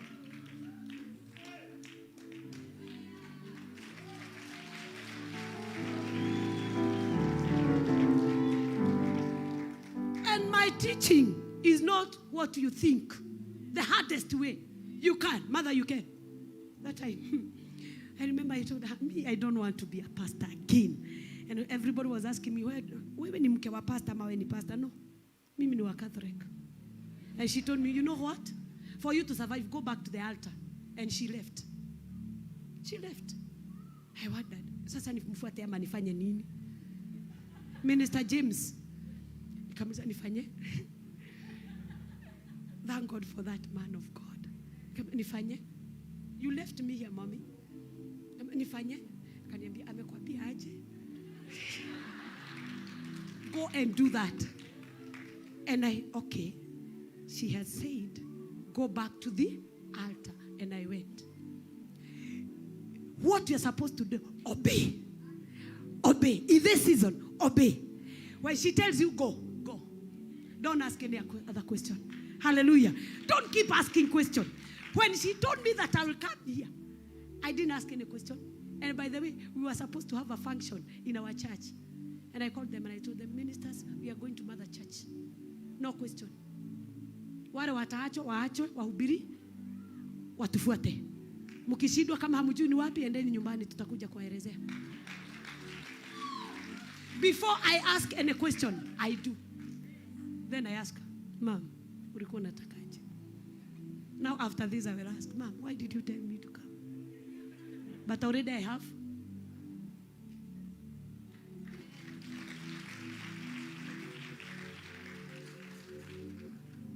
Praise the name of the Father.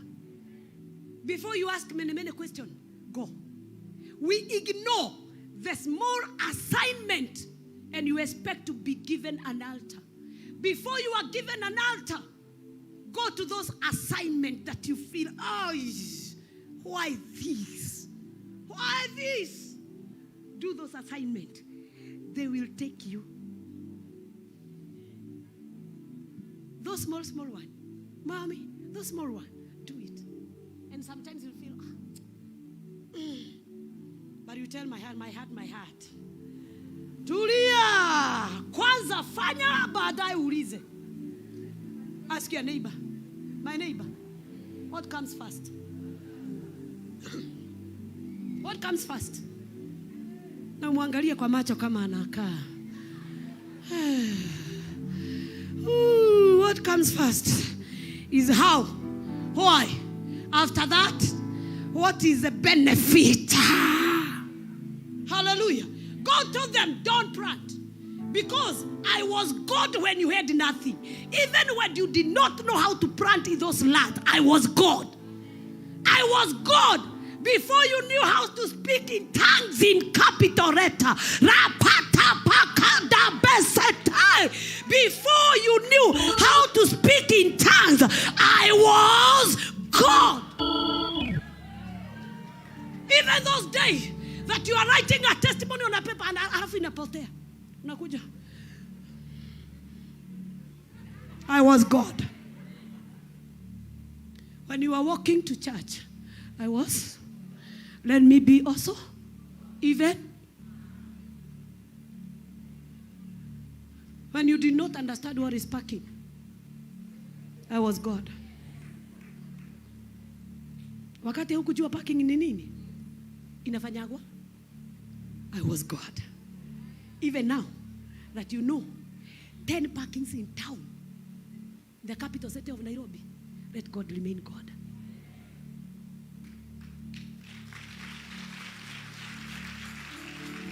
Praise the name of the Father. Even before you knew how to preach, Martha, I was God. When you preach, sit down and let God remain God. Done. Have you seen what I can do? No, I was God. Let God remain to be God. Praise the name of the Father. God has sent me to tell you, let him remain to be God. He's not God because of what you have. Even that time when you had nothing, she's our mom. And now that you have something, let her remain a mama. Ooh, she loved you when you had nothing. Ask me, I'll tell you. I didn't have even a shoe to wear. Even the zile nilikuja hapa, nilikuwa nimepewa. Nilikuwa nalala hapa. Inaitwa nini? Hii mwili wana. I was sleeping there, sikuwa na kwa kuenda. A woman whom I was a pastor to her, alikuwa ameniandika kuvua towel. Those days, he was God. And even now that I can employ somebody, let him remain to be. The This was our church when we had nothing. Even now that we have something, that we can call it our own, let it mean to be our church. Praise the name of the Father. Out of the grace of our mommy, we have built buildings, tall buildings. And he was our God and our reverend when we used to stay in.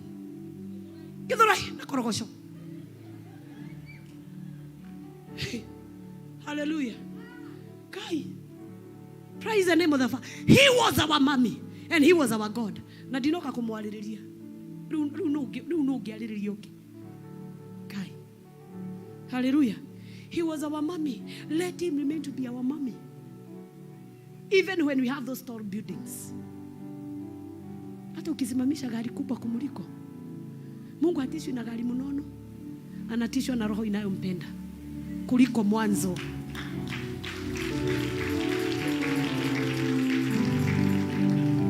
If you are washing the toilet, keep washing. I have come to preach the gospel to them that are tied and tell them, I declare their freedom. You know what? In this year of Jubilee, God will return your voice. Hallelujah. He will restore your voice. The Bible says in the book of Ruth, they brought a son who could not hear and who could not speak. But the Bible says that the Son of God put his fingers in his eyes. And the Bible says, akasikia na akaongea. Kwani sauti ilikuwa imeenda wapi? An evil person somewhere shooted an arrow. Amen. And he destroyed the destiny. And the Bible says, when he spoke, alipoongea, sauti yake ilirudi. Mungu akainuliwa. Kuna watu out of this Jubilee, because sikuja kuambia muingie Jubilee ama muanze ya kwamba tunaingia. Already we are there, because the Son of God, when he came, he declared about it and he entered. So we have already entered in our Jubilee, and what we are supposed to do is to do those things that we could not do. Hallelujah. The Bible says that akaanza kuongea. Sauti ilikuwa wapi? Sauti inamaanisha nini? Kakitu, my friend. Kakitu ni pesa. May God give us money. Besha itumaga mwana wake higada. Eto mwana wabere. Soma Genesis. The Bible says these are the generation of Jacob. Anaanza na nini? Joseph, 11th son.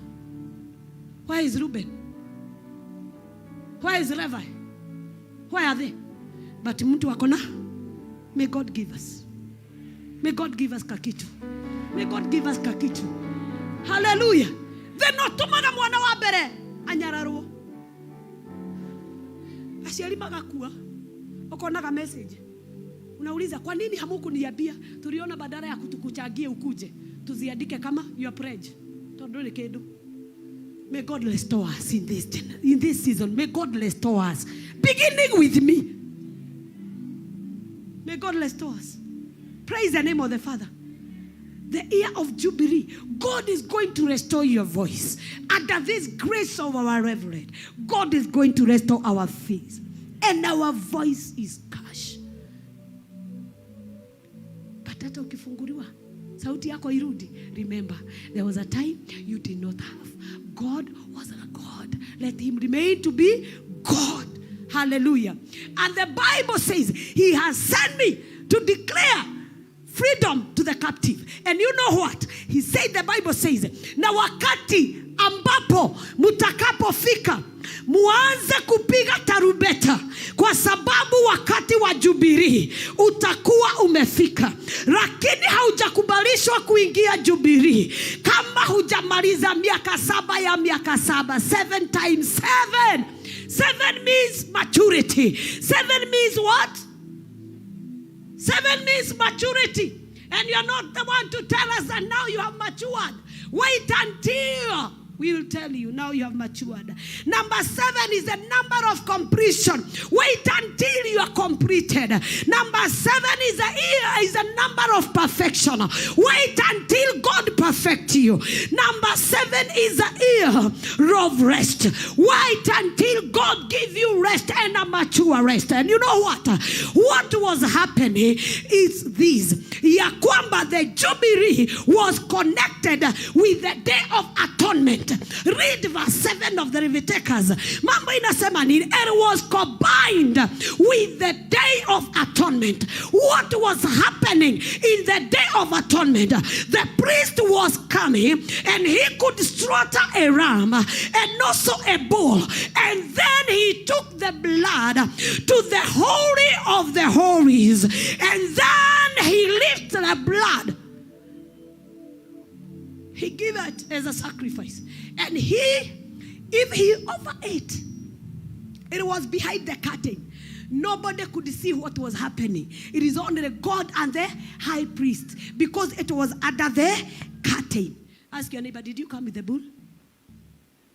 Hiya. Did you come with the bull? Or you came empty-handed? The day of Jubilee was connected with atonement. So you bring the bull. Aya. You haigi. You hain hallelujah. You come with a bull and also a goat. Not the servant of God to come with the bull. It is you to bring. And then we slaughter. When we slaughter, we take it to the holy of the holies. And then we offer it to God. If God accepts the sacrifice, then the servant will present himself alive. And then tarubeta zitapigwa ya kwamba kuna siku ya Jubilee. Kuna tarubeta huku? Vuvuzela ziko wapi? Haya, hakuna.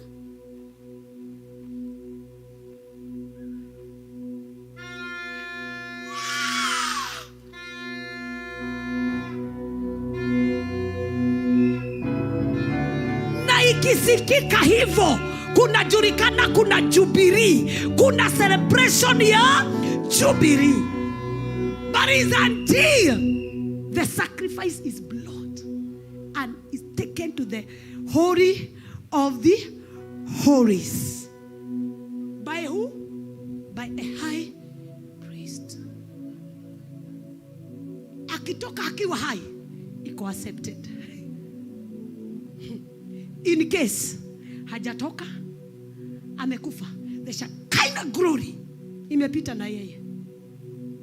But akitokea, tarubeta zinapigwa.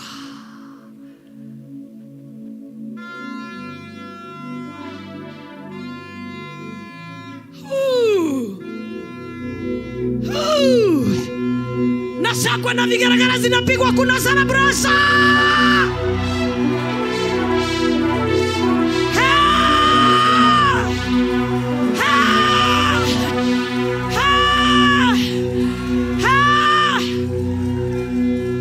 For 11 years, she has been behind the curtain.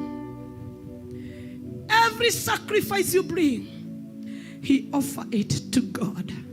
And this is the 11th year he has presented himself alive. There is Jubilee. There is Jubilee. There is Jubilee. There is Jubilee. There is celebration. There is celebration. Hallelujah. And she did not come alone. She has a daughter in Kariobangi South.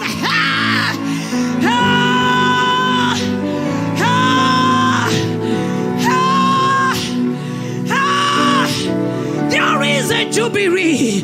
Tell your neighbor, my neighbor, Jubilee is on. There is celebration. There is celebration. Tell your neighbor, my neighbor, there is celebration today in the house of God. And this word will be fulfilled today here Why? Our prophet, for 11 years, he has undergone tough times. He has spent sleepless time. He has spent sleepless night. But this is the 11th year. He has presented himself alive with a sound mind, with a generation to come. Why don't we jump to the Lord and say, thank you, Abba Father, for 11th year. Thank you, Adonai. Thank you, Jehovah. Today we can say there is Jubilee. Thank you for 11th year. Thank you.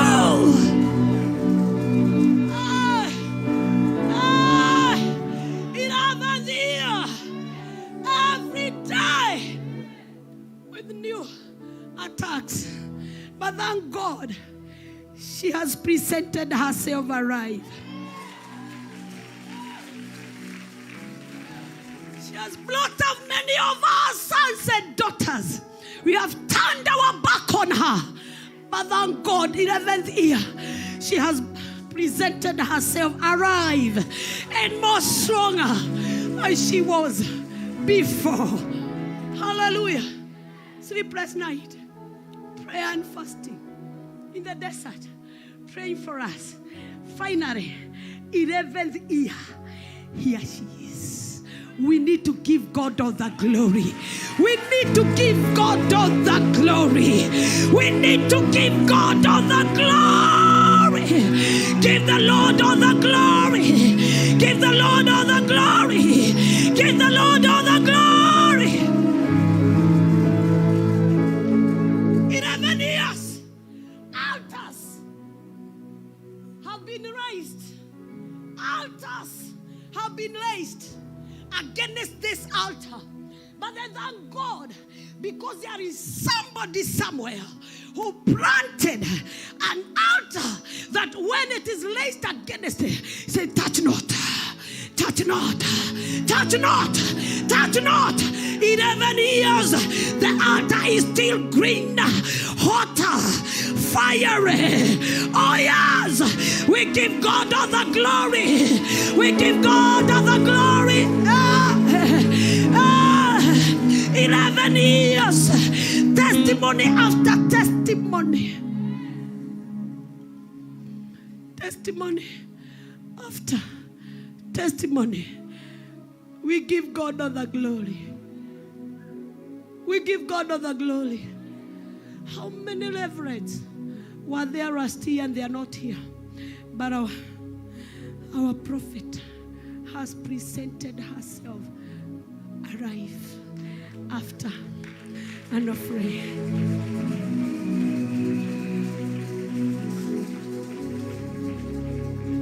First year, very tough.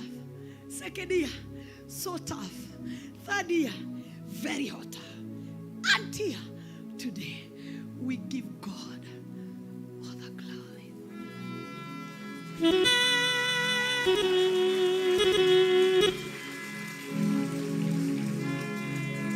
Mommy, allow me to do this. Take out your bull. It is you to bring the ram. It is you to bring the bull. Take out the bull. We need to give it. The 7th year must be connected with the atonement sacrifice. Give out your bull. Somebody to give us an envelope. We need to bring a bull. And you tell God, this is the year. I'm beginning my year under this grace. Lord, this is my bull. Father, I offer it as a sacrifice. And the servant of God will take it to the place of holy. And you know what? The Bible told us it was behind the curtain. It is not you to know what it will be. Vile itatumiwa, apana. Damu ikiperekwa. Fatani ashoke muoyo. Tumenya it is accepted. Hallelujah. Hallelujah. And when you take it, I told you, you will enter with revelation and declaration. Declare, I am beginning my year. Ninaanza mwaka wangu. Ninahitaji. Ninaanza mwaka wangu. Ninahitaji Bwana nianze na wewe. Hii ni dume yangu nimeleta kwa madhabahu. Hii ni buzi yangu ninaleta kwa madhabahu. Jehova, anza na mimi mwaka mwingine. And you'll see what you'll do. Because the Bible says, this word will be fulfilled here. When? Today. Today. Today. It will happen today. Today. Today. Today. Do you have it?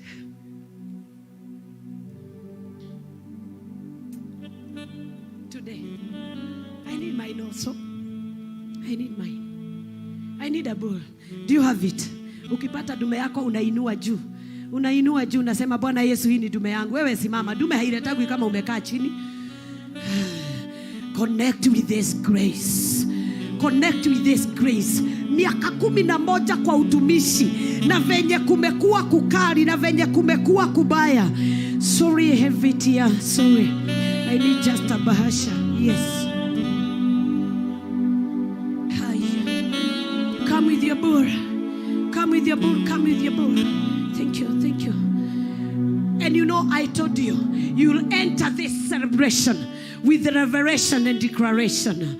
Declare to the Lord, Lord, thank you for 11 years of your faithfulness. As I begin another year, Lord, I have brought to the altar a bull and a ram. Lord, I want to start with you another year.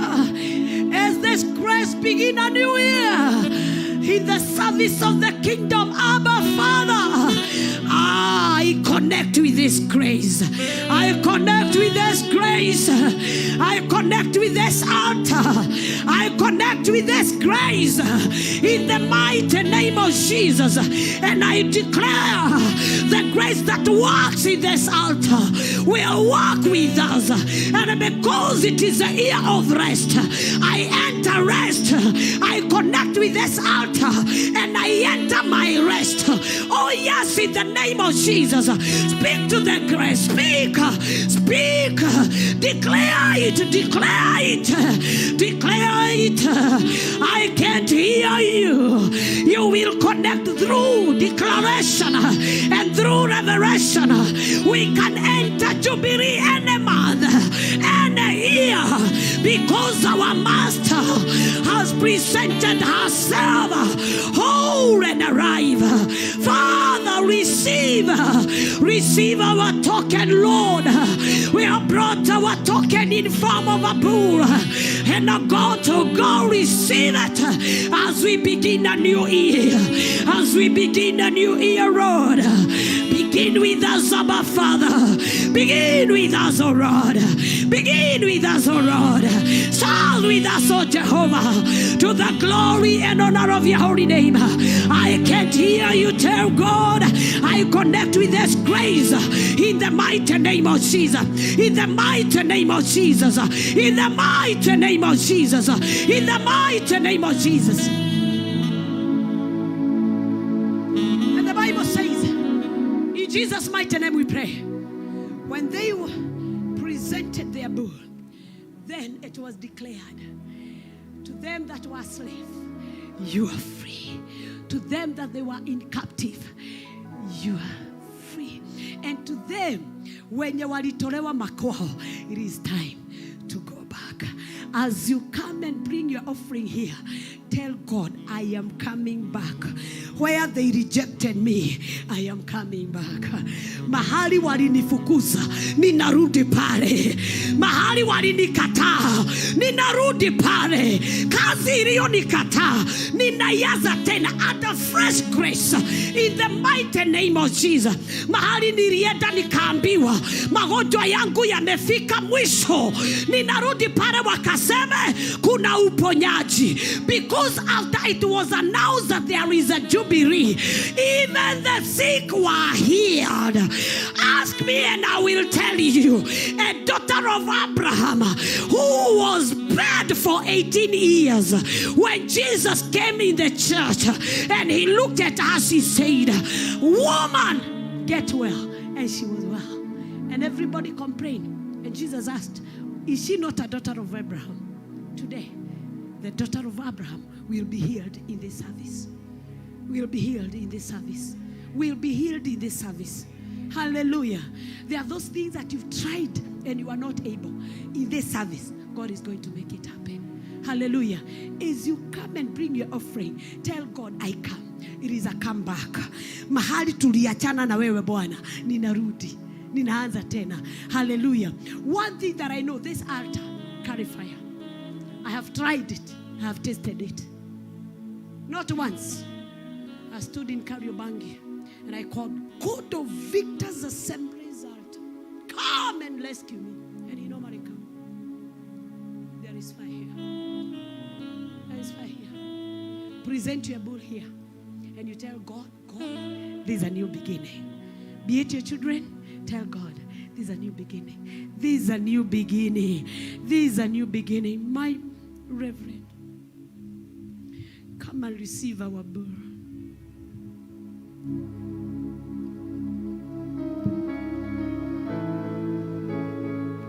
Amen. What a powerful word. God bless you and renew you. Just take it and drop it. Let us begin with the leaders and the ministers. Come and place it at the altar. Leave me at the altar with my Father. Leave me at the altar with my Father. Leave me at the altar with my Father. Just drop it quickly. With respect to time. Then we can begin from that side. You come this way and go back this way so that we have some order. I have more than a song. Today I brought myself. I am sacrifice. I have more than a song. Today I brought myself. Just hold on, just hold on. Just hold on. Let nobody move out. Just hold on. Receive this living sound. Ushers, take charge. Until we are done here. Accept, accept this living sound. Because of time. Move faster because of time. Oh, yo. Receive, receive, receive, receive this living sacrifice. I am your worship. Accept, accept, accept this living sacrifice. I am. Let the people upstairs begin to come. Receive, receive, receive, receive this living sacrifice. I am your worship. Accept, accept, accept, accept this living sacrifice.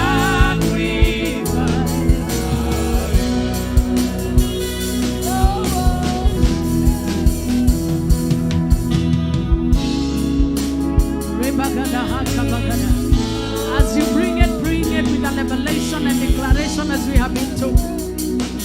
Years of appearing and coming out alive. There's not everybody who goes behind the curtain. Sio kila kuhani yeyote anaingia katika mahali patakatifu anatoka ako hai. Ya kwamba Bwana ametuweka hai.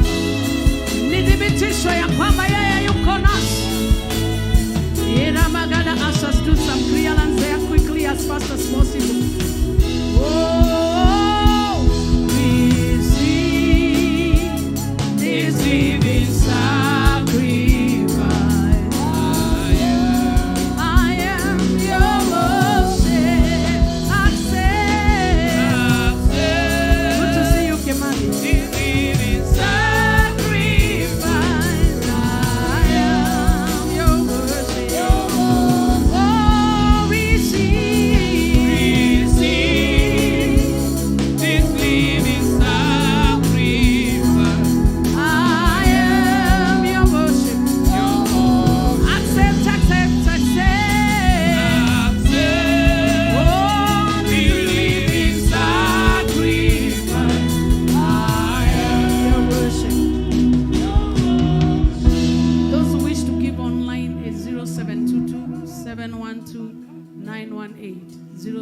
0722-712-91. Amen. Gai ni are turathimaga.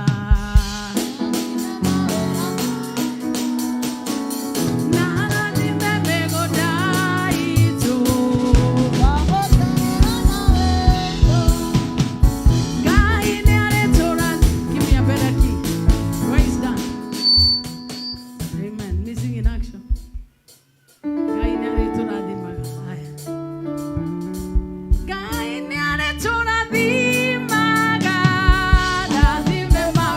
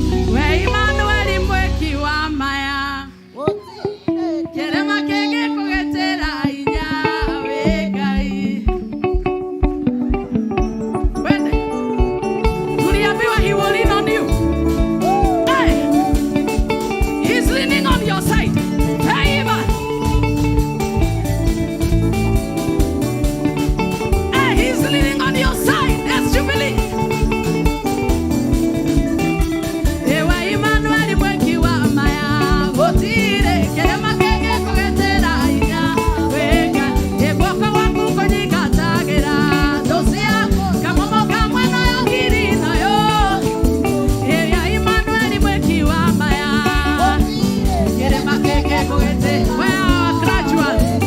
Mwaka wako kwenye katagera. Zungukeni huku tuwaone. Niwe Emmanuel mweki wa maya. Kerema keke kowe mera ina. Niwe Emmanuel mweki wa maya. Kerema keke kowe mera ina. Mwaka wako kwenye katagera. Kama moka mwana yongiri no yo kirikomi. Mwaka wako kwenye katagera. Kama moka mwana yongiri no yo kirikomi. Mwaka wako kwenye katagera.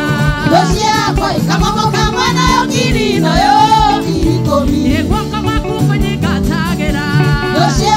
Kama moka mwana yongiri no yo kirikomi. Wapi vigelegele?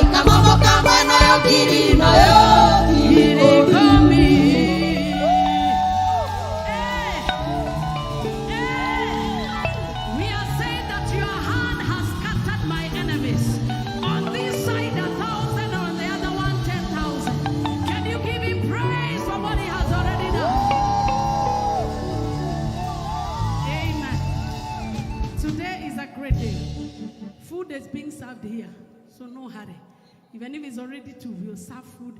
We have not yet cut our anniversary cake. And there is so much we have. First of all, our graduates. Celebrate them for completing 12 courses of foundation class. They didn't do 12, but these are youth. The new believers.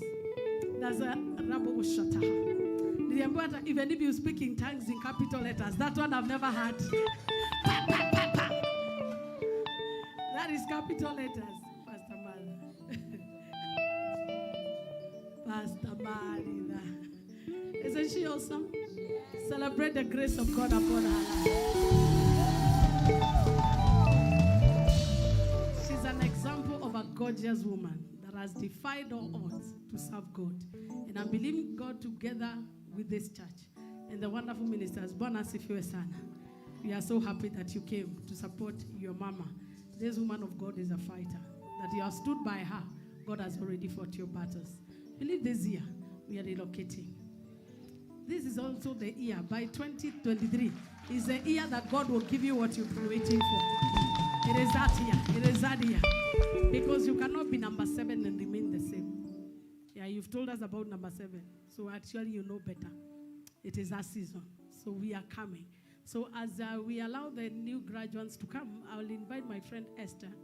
Just come and make a presentation as they all get ready to do whatever they want to do as we give them certificates. You may have your seats. I request you don't leave because we have a lot of food. We don't want you to leave us with the food. Praise the Lord.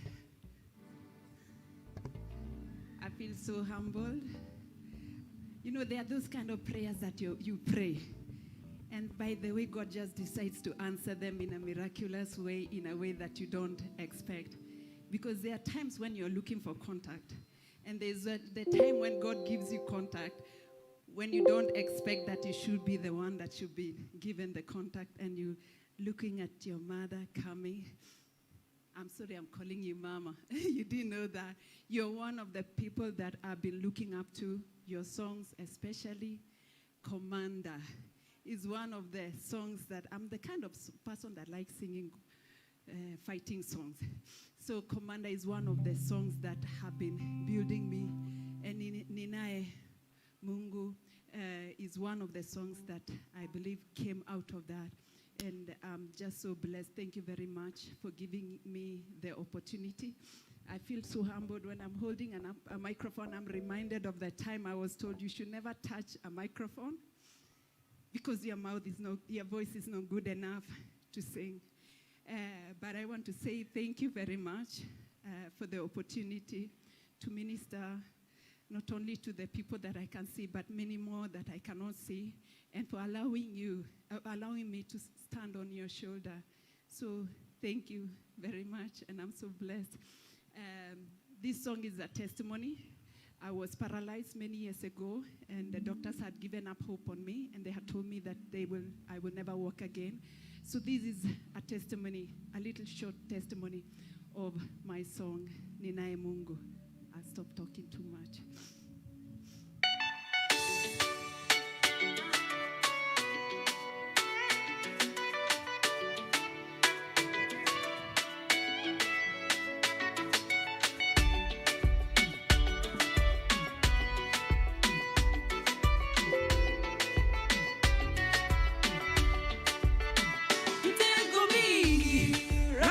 Kaniwekea kachimba shimo ili niingie, na kwa waganga wewe kaomba dua nisiamuke, baraka zisinijie.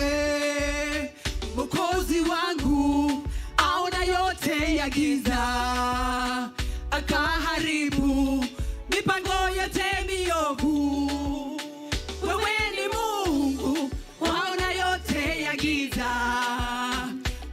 ni Mungu mkombozi siku zote. Ninaye Mungu aona yote ya giza, aniokoa mitengoni mwa waovu.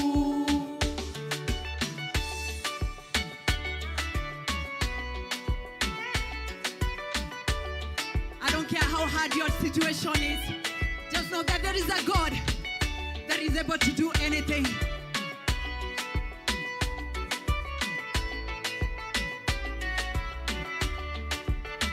Jeshi la Mungu mimi lanizingira, wananikinga kila siku na mchana.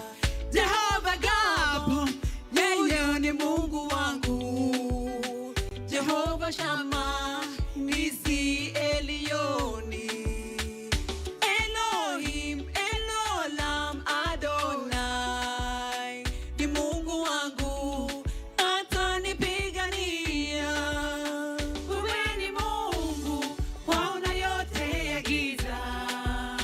Wewe ni Mungu, mkombozi siku zote. Ninaye Mungu, aona yote ya giza, aniokoa mikononi mwa waovu. I don't care how impossible your situation is, just know that we serve a God who is able, who says that is there anything impossible with him, huh? Your situation is nothing to God.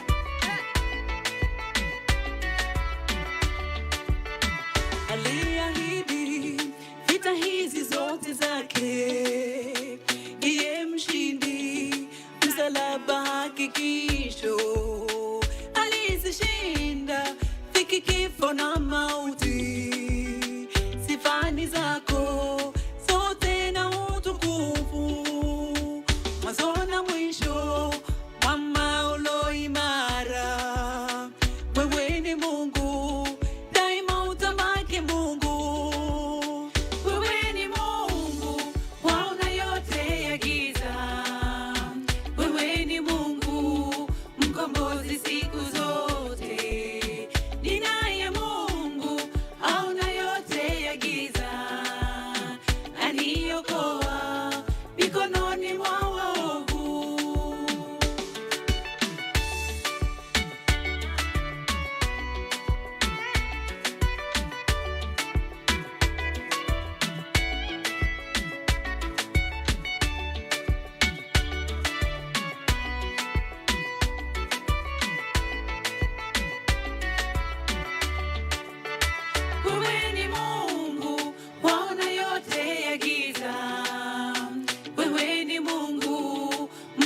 Mwokozi siku zote.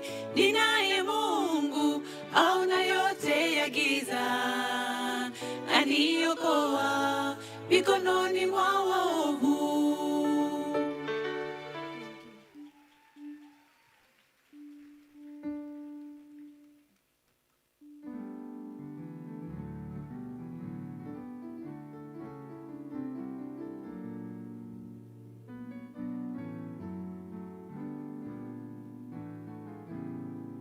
Praise the Lord.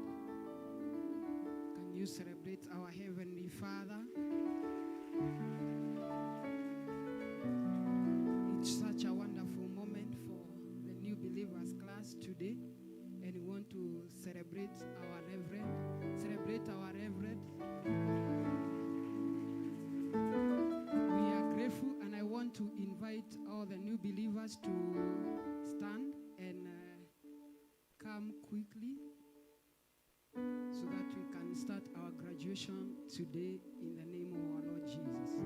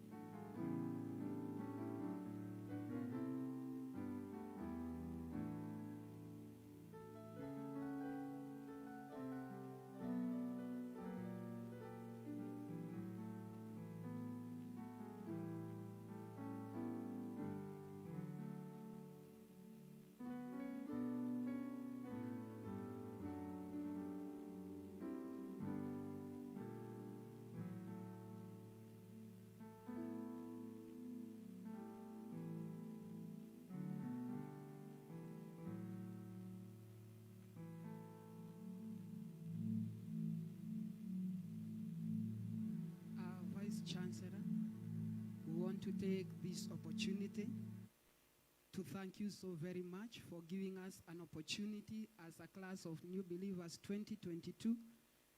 And we are grateful. We started the journey in the month of March, and we have done all our 12 lessons, and some we have exceeded by the grace of God. And it's my joy to present to you the class of 2022. There are 39 of them, and we are grateful to God. Welcome our Vice Chancellor to take over.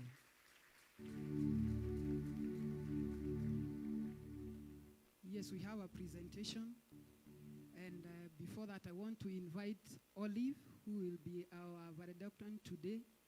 Then we do our presentation.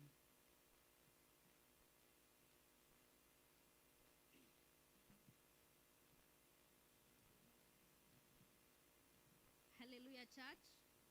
Praise God. This is the 2022 New Believers Graduation Speech.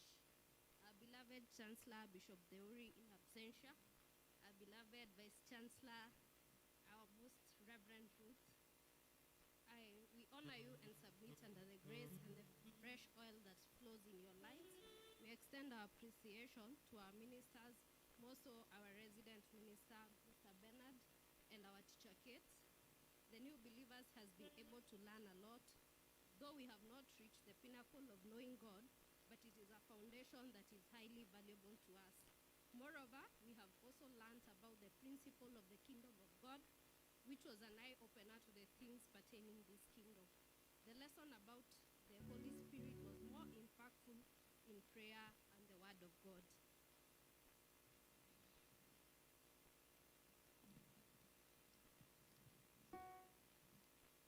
This class is just the beginning of what God is really doing and undoing in our lives through this altar and through the mentorship of our prophet and our ministers. We devotedly commit ourselves to live by the grace of God walk in obedience, righteousness, and purity, as this is the will of God for us. We are eternally grateful and blessed to have gone through the new believers class. For those who have not attended this class, for those of us who have attended this class for the second time, we have received more revelation and insight about the Word of God and have come to understand that God is not limited in knowledge. This is therefore to urge those of us who have not yet gone through this class and those who desire to repeat to willingly join, and you shall never be the same again. Thank you.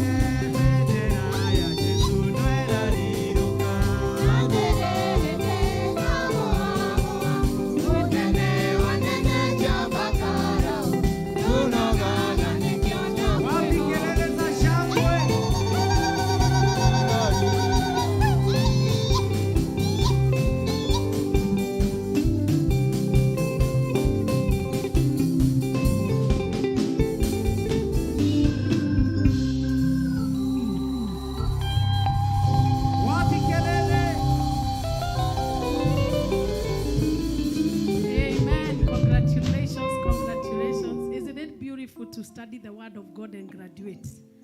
People graduate to become mechanics that they may never become. But anything you learn from the Word of God helps you to become not only to become somebody that ministers on the pulpit, but to become a worthy believer that will practice. 2 Timothy chapter 3 and verse 14, Apostle Paul talking to Timothy said, "But as for you, continue in what you have learned." Tell your neighbor if you're a graduate, but as for you, continue in what you have learned. And, sorry, let me get the right version. Okay. Yeah, but for you. Okay. Tell the neighbor, you must remain faithful to the things you have learned. Because you know they are true. And you can trust those who taught you. That is what the New Living Translation says. I love it. But you must remain faithful to the things you have been taught. You know they are true. Do you know they are true?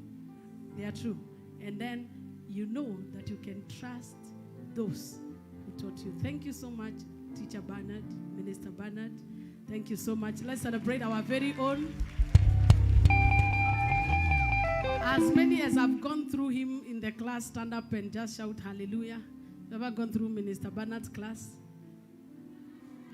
Wow. Amen. You indeed are an influence in this house, and many more that didn't come, or maybe that are in the overflows. But you have influenced so many people. We want to thank you for choosing Teacher Kate also. I don't know where she is. Thank you. Oh, you're also wearing a gown. You're that humble. Amen. Teacher Kate also. And I would encourage anybody. It used to be like made to be only new believers. But right now we made it like a foundation class. Most of them have told me that when you go through that class, there are things you skipped when you go born again. But now you are catching up. Because when the foundation is wrong, you will be shaky. But when the foundation is right, you'll find that you're stable. So regardless of how many years you are born again, kuokoka si miaka, kuokoka ni kujua. Hello, kuokoka si, unaweza kuwa uliokoka 1932, na bado wewe ni mtoto wa kiroho until you're taught. So it's my joy and honor to receive the certificates from the very own. I am hearing Minister Moses calling her PA. I choose to maintain Pastor Alice. Is she looking beautiful as well? She's looking beautiful. So we want to award those that have graduated. So you just come, I give you a certificate. I don't know whether you have a photographer or you can have somebody that can take pictures on their behalf. But it's our very own Susie. You can continue being there because of the many, there's no space. Where is our sister Susie? Susie has left. Okay, if your person is here, you can help them. And you be the BBC, the CNN, the Al Jazeera, the CTN of this hour. Amen. Na kama watu wako hapa pia wakuja mpigwe picha. Kama ukiona mtu wako ameitwa na your parents are here, your family, come and take a picture. And there is no crime in doing that as we are waiting to get our food ready. Amen. Is it ready to be set? Very soon. So we are eating very soon. So wale wapitishagi saa 8. Leo mtatusamehe. Unaoneta kidogo kwa nini kila gada nyanya itarometa kitu. So itabidi tugoje leo kwa sababu hii ni siku kubwa. Ama ni aje? Si ni kweli? Amen.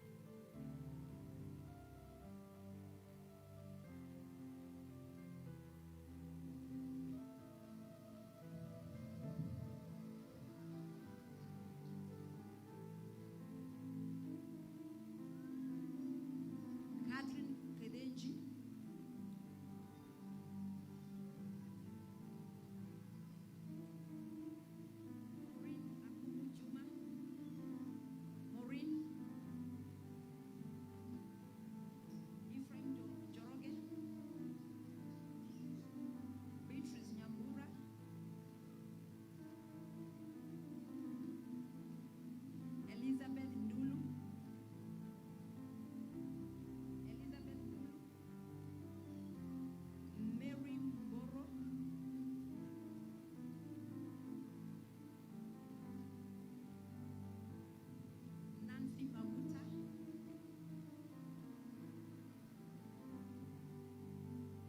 Nancy Maguta. Susan Gedenji. Susan Gedenji. Georgina Waidera. Olive Wanjiko. Olive Wanjiko. Millicent Jerry.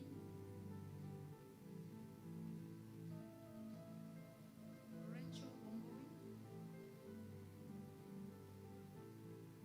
Maureen Tambo. Arahab Mwangi. Michael Kagere. Mary Achieng.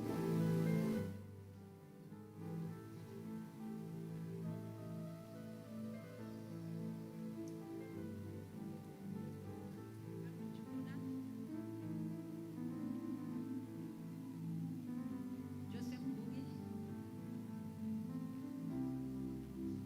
Masi Mwangi. And Joy Junior.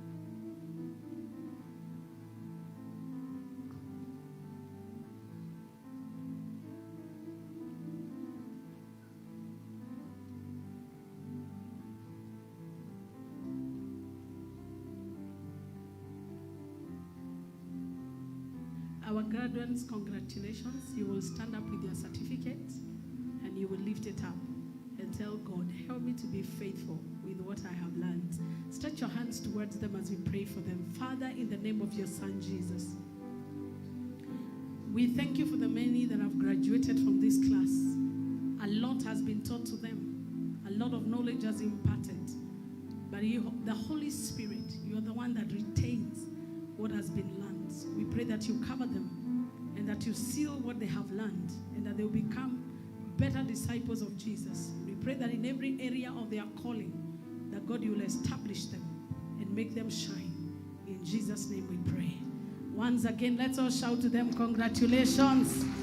Our graduates, wapi duru na vigelegele. I still can't hear you. Are you sure that certificate you've earned it? After coming early, wave it, we see it. Now, would you come with that certificate and now brandish it here? Just come, just come. You're so, like you're so settled. This is a big day for you. Congratulations. Congratulations. Amen. Just line up here. You have all the time to celebrate you. You've done a good job, and others should learn from you. If you can't fit, those who can't fit, you remain there. It's okay. Today is a big day. Amen. Just present it before God. And just say, after these certificates, many more certificates are coming to me. Many more awards, many more recognitions are coming to me. I declare it is a new season. In the name of God the Father, the Son, and the Holy Spirit. Amen. Minister Bernard, I've seen you. You have a presentation to make. Amen. I receive it on your behalf. In the name of God the Father, the Son, and the Holy Spirit. I declare right now that whatever it is that you desire financially, whatever it is that you desire in your destiny, that it shall be made available. I release the blessing of the Lord upon what you do and all that you have given, and so shall it be in Jesus' name. And everybody shout, amen. Congratulations one more time. After we are done, don't be in a hurry to remove your gown, be taken pictures, celebrate, and let them know you've graduated from the school of the Lord. Hallelujah. Very soon we are having a school of prophets. We'll be having a school of those who want to be disciples. We'll be having a school of those who want to get married. Either of them you will join. Sindio? Anyi wengi wenyu mnastahili muolewe. Semeka my men kama mnataka. Si hao watu waolewe. Wavae kitu inakaa sawa. Na wale wakuoa waoe. Joseph Bado, you are still growing. Michael, amen. And many more to join, many more men to join this class. Sindio, wanaume wengi wa join. We celebrate you, wonderful ladies and gentlemen. God bless you. You may have your seat. as I welcome the protocol team to lead us in the cake cutting. If I have gokena there, I will be very happy. Negokena na kogosha. Ihidare reamorai. You know what that song means? I don't know whether you understand this is a great day. To you it may not be, but to me it's a mega day. Because Pastor Mother has said, every time I've gone, every year I've come out alive.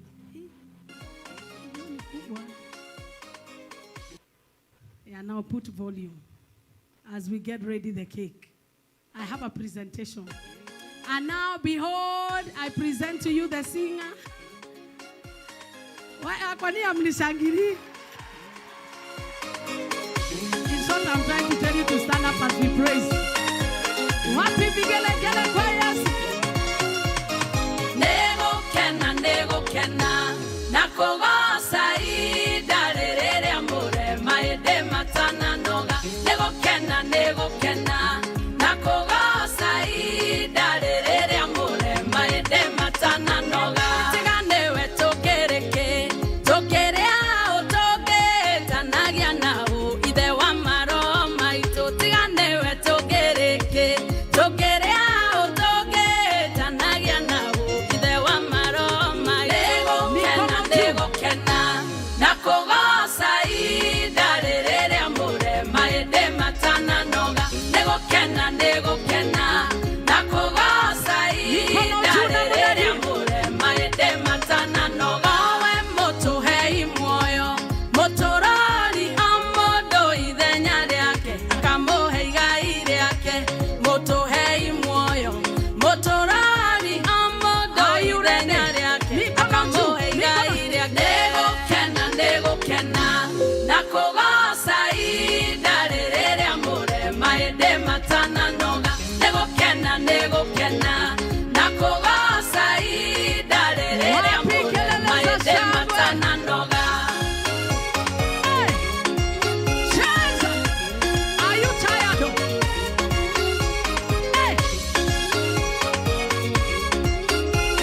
Jesus. Dioero shogoga keatea, no dena mamwa bereria wawero yo.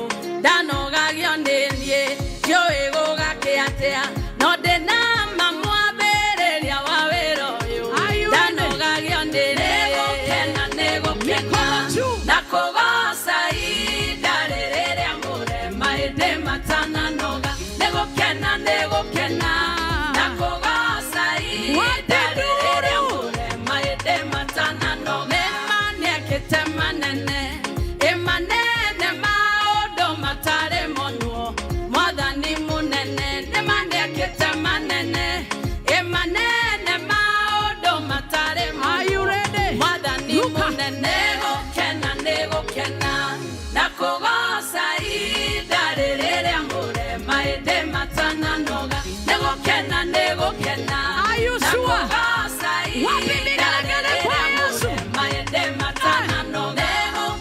Nego kena, nakogosa idarere amore maede matana noga. Nego kena, nakogosa idarere amore maede matana noga. Unapiga nduru. Wapi nduru? Hii nduru yenu leo ni nini? Simupea nduru inamaliza.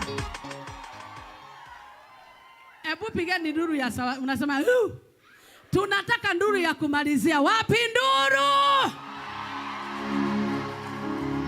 Ngai mũrathimi, wĩrathima gerore okwenda. Kwani leo si ni siku kubwa? Leo ni ile siku tunakeshaga hapa. Anniversary si kusema ujisahau. Ni kusema si kujisahau, ujianike mahali.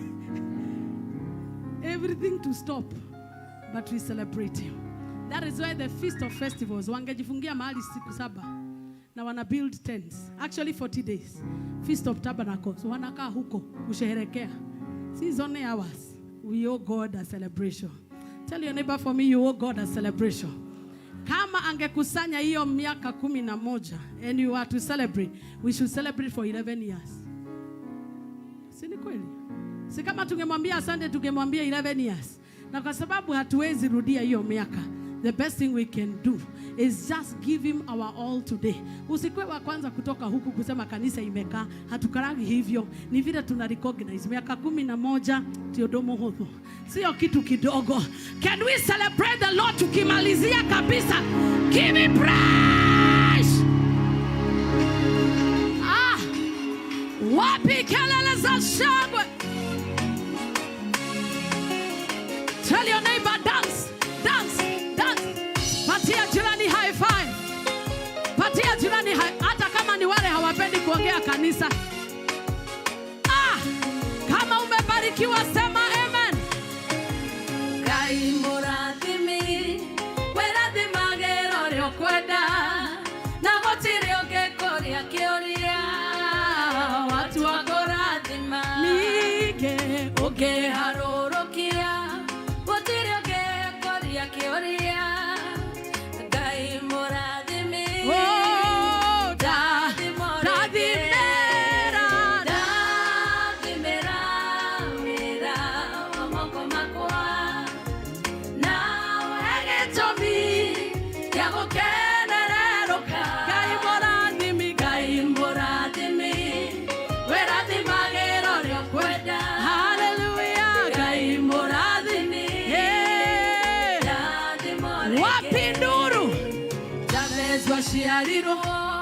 Ashari makemo tuaruo Jabez wakerera Jejeria letua Na ujererie Ruogai odadime Jararameria. Are you still here? Lift your hands and say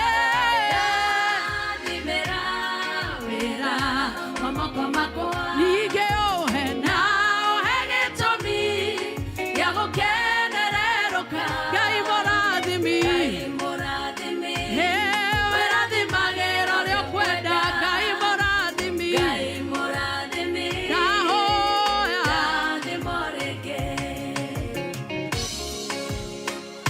Jesus, we say thank you. Kama ungetuambia tukeshe hapa miaka 11, hatuwezi. For the few hours we are here, we say thank you. Yeah.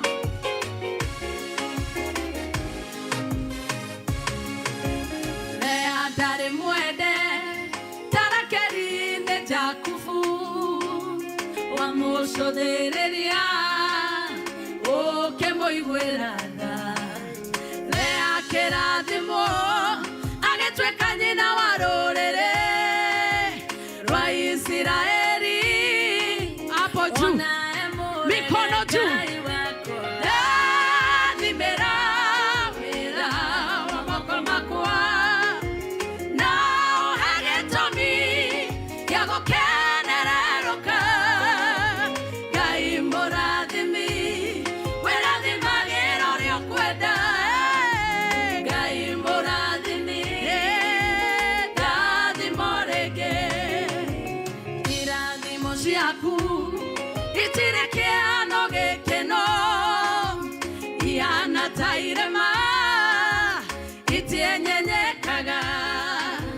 Na todo de mwana waku thĩinĩ wa rĩĩtwa rĩa Jesũ ndĩrenda kũhoya ũndathime o rĩngĩ.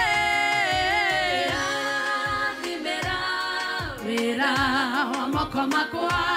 Uko tayari? Mwambie akubariki. Gai morathimi. Gai mũrathimi, werathimagĩra ũrĩa ũkwenda. Jesus. Gai mũrathimi, ndathimoreke. Ndathimĩra wĩra wa moko makwa. Nigeo hena gĩtũmi gĩa gũkenererũka. Gai mũrathimi.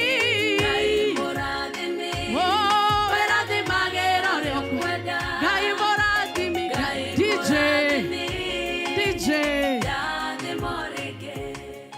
mada. Najua kuna vile naona mnaimba alafu majira inaisha. Ambia jirani yako ongeza majira. The journey is long. Turoma huko dhaigere.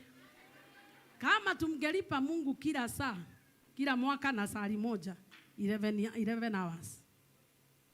Ni kweli? So wacha kufikiria. Unajua ukiambia akili nimefika mwisho, restart. Tumeambiwa ni new season. Sema ni new season. Ni new season. Ni new season. Tabiria watu watatu, hii ni new season ya Jubilee. Walio kukalia utawakalia. Anza kuprofesy. Woo! Wapinduru.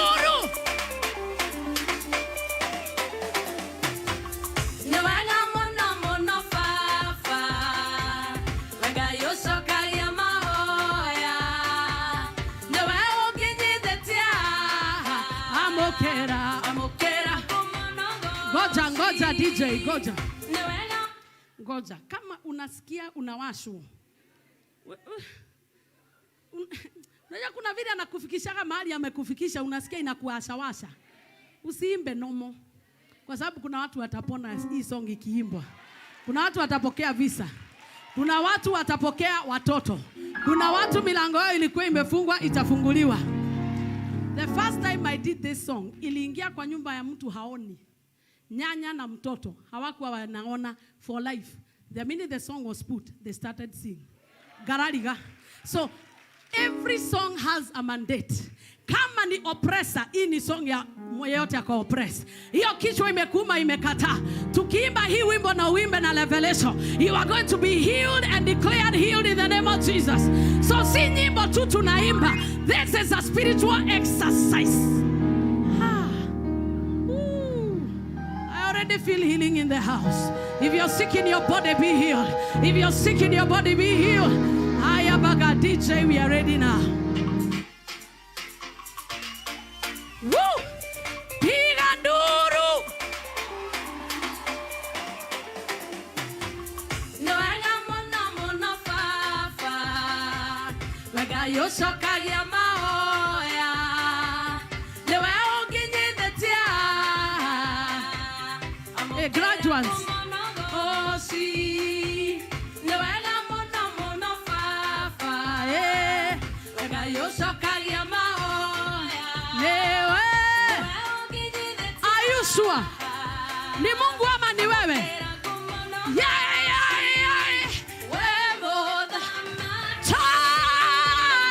Morodi wa Juda. Komada wa Moda Maki. Morodi wa Juda. Komada wa Ba. Somebody scream. Komada wa Bara. Odugete no tugimoige. Okahotithia kurogama. Gaikira na ngoima. Deagire wega wa. Geweta na mare twama. Odugete no tugimoige. Okahotithia. Ni kiodo takeu. Gai wa kwage.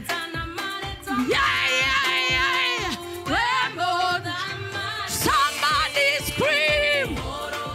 You are the King, hallelujah. Moda Maki. Iwa Juda. Komada wa Bara. Morodi wa Juda. Koma. Mikono juu.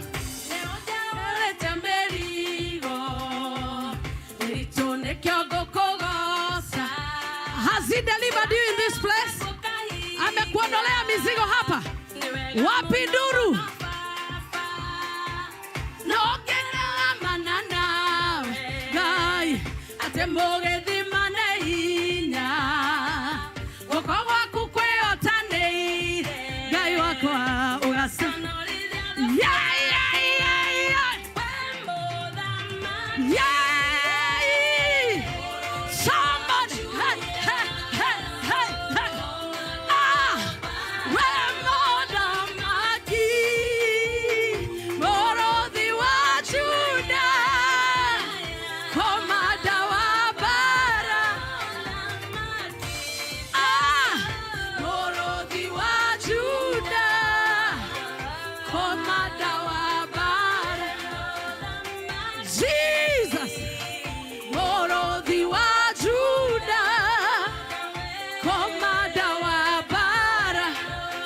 Fanya hivi. Fanya hivi.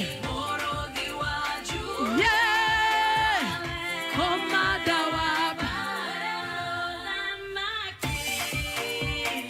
Morodhi wa Juda. Komada. Ah. Morodhi wa Juda. Komada wa bara. Eh. Morodhi wa Juda. Komada wa bara. Wemodhamaki. Yeah. Morodhi wa Juda. Come on here. Komanda wa bara. Wemodhamaki. Morodhi wa Juda. Komanda wa bara. Has he fought our battles as a church? Has he fought our battles as a church? As we celebrate this King of Jubilee, I know it can never be the same again. Ah! Sijui kwa nini nasikia kupiga tu nduru. Eh! Ah! Sio yako ya shilingi 2. Nipatie ya 10 bob. Nipatie ya 20 bob. Nipatie ya 1,000.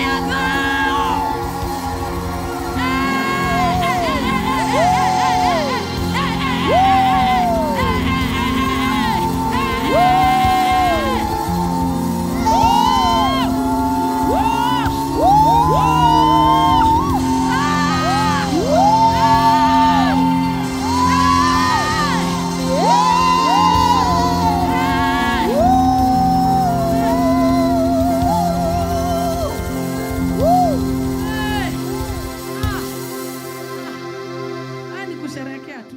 Mimi ni kukumbuka. Tukiwa 20 people hapa. 20. Tukiendelea hivyo, hakuna praise team. Hakuna asha. Ninaosha, ninafanya kila kitu. Sasa hata sikuzagi kitu.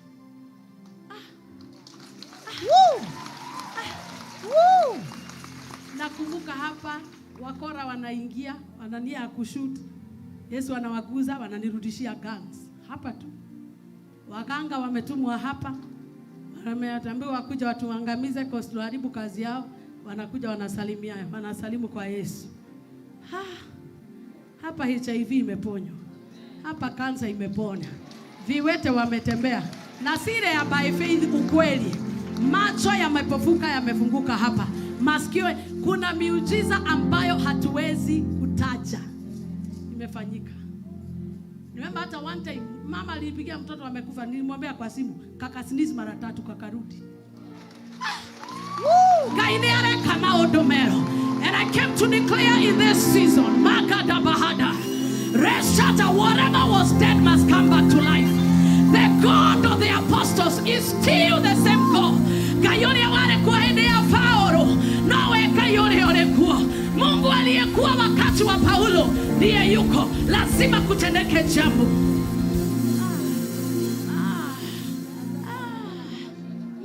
If you don't know the story, this to you is another day.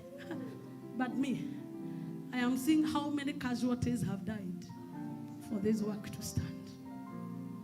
I have the memories of people that came here unholy and the altar swallowed them. They are 6 feet under. Because it is not everybody who gets in gets out alive. For me, I am seeing a preserved life.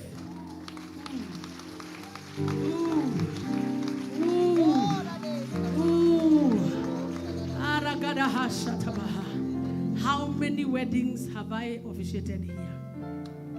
If I have officiated your wedding in this house, can you lift up your hand? And even upstairs, they are all over. We have over 40 couples, and those are just bare minimum. There are many more that left. So many children have been born and educated here, and right now they are pursuing their careers. It is not a small thing. It is not a small thing. Tell your neighbor it is not a small thing. Tell them it is not a small thing. Because I'm feeling like we are missing the purpose of why we are here. It is not a small thing.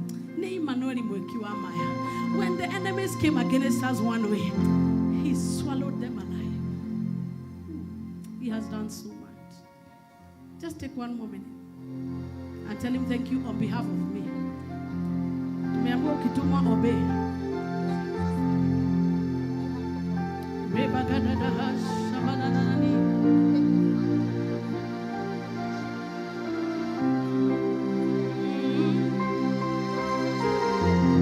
Your goodness.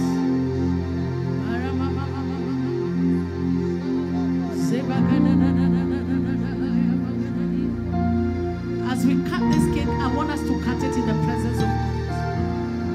Let it be like a Passover feast. We will not cut it the usual way. It will be like a Passover feast. It is God who will be celebrated for the many years and many ways you've created for us. We were never supposed to buy land in this city. We were never supposed to be anything, but God has kept us. Oh my God.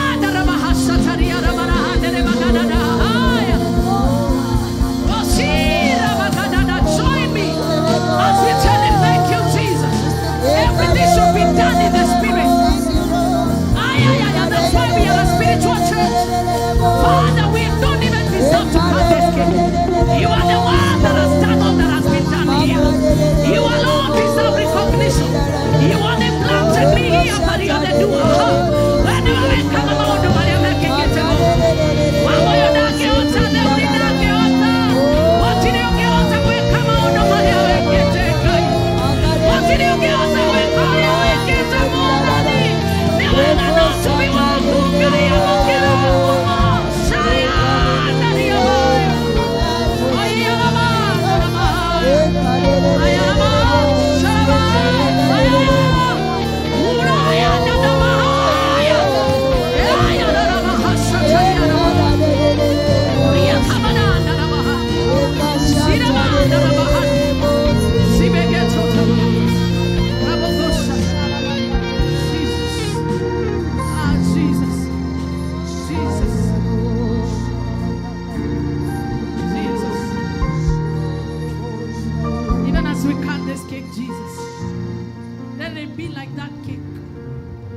that they cut before your son was crucified, the Passover feast, and a new chapter began. Let it be like the lamb that they ate in Egypt, and they entered a new season. We are not qualified to cut this cake on your behalf, because it is you that has done all this.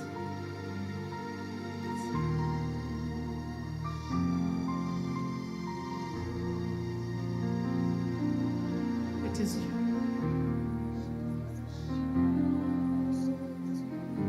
It is you. It is you. It is you. It is you. Thank you for choosing to work through us. Choosing to work through us. Then we take it and to guide you to go there.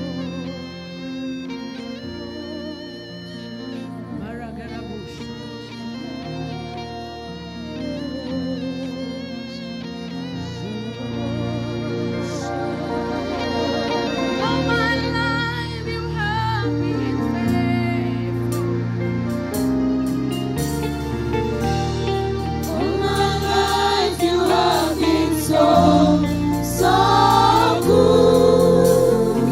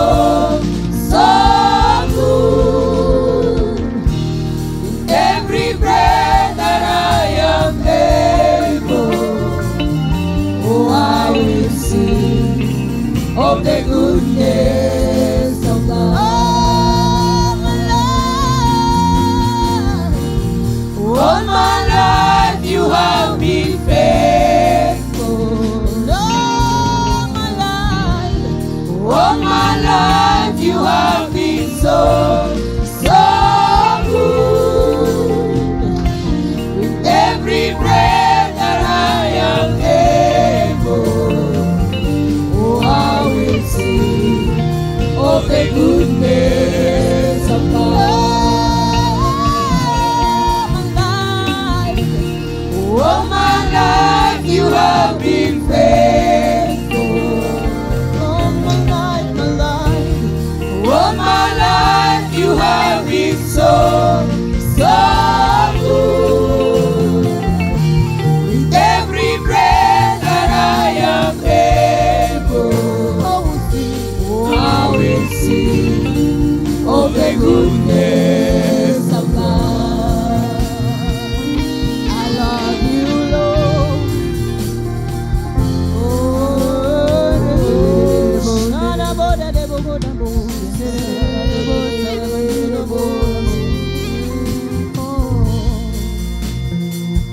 I love you, Lord,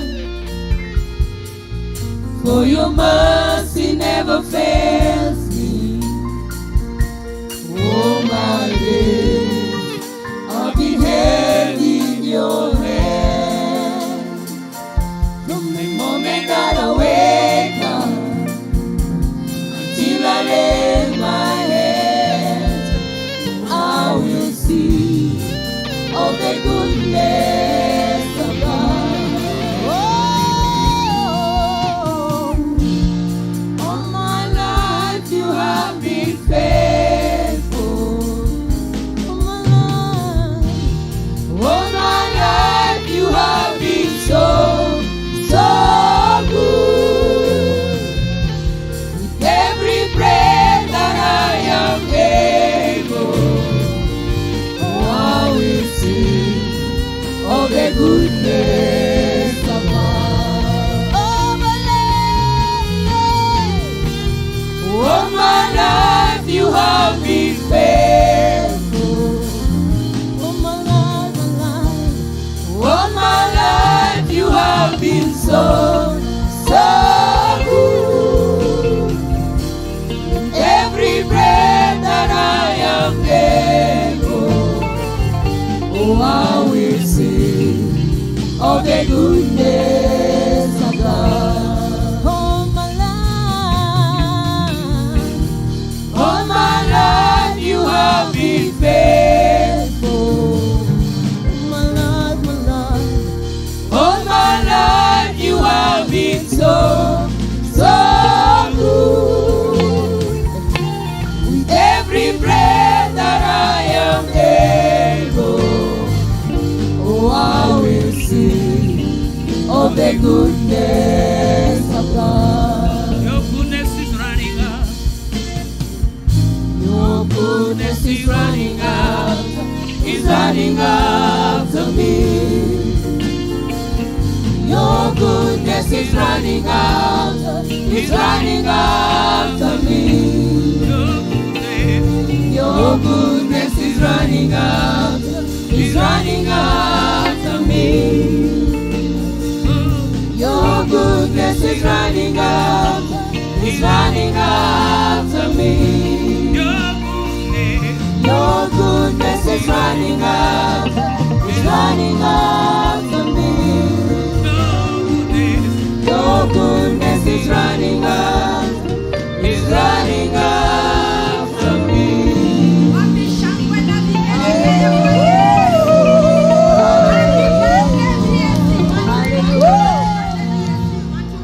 Happy birthday, dear VAC. Happy birthday, dear VAC. Happy birthday, dear VAC. Happy birthday, dear VAC. Happy birthday to you. Happy birthday to you. Happy birthday, dear VAC.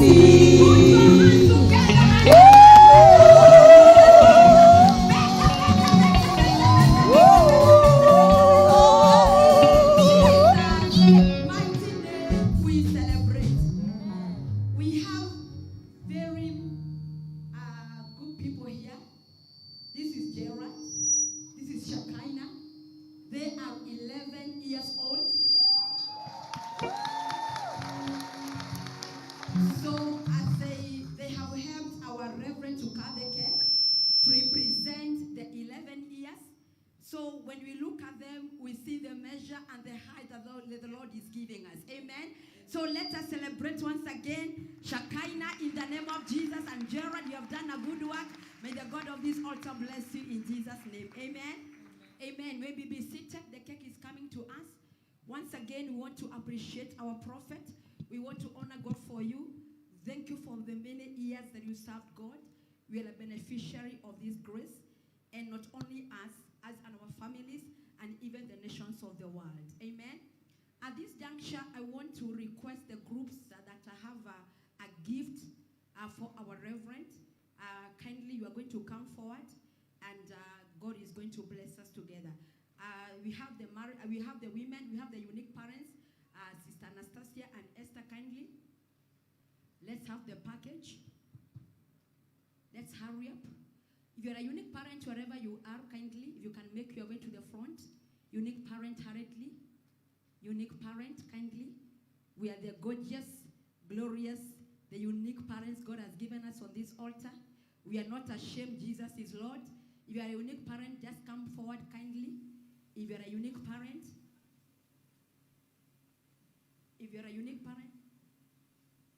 amen. Father, we thank you. Father, we give you glory.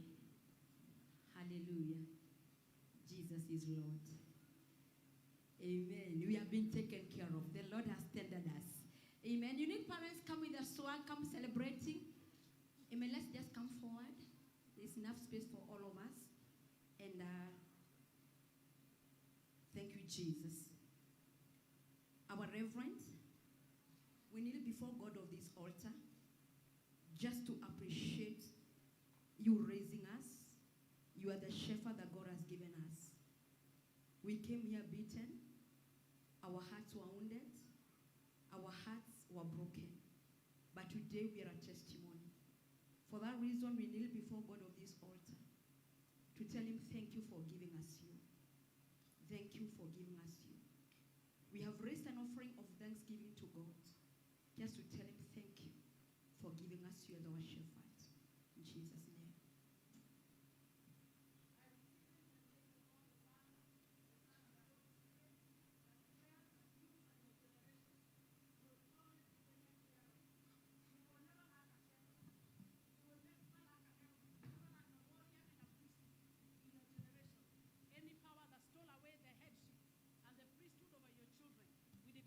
Power is already disgraced.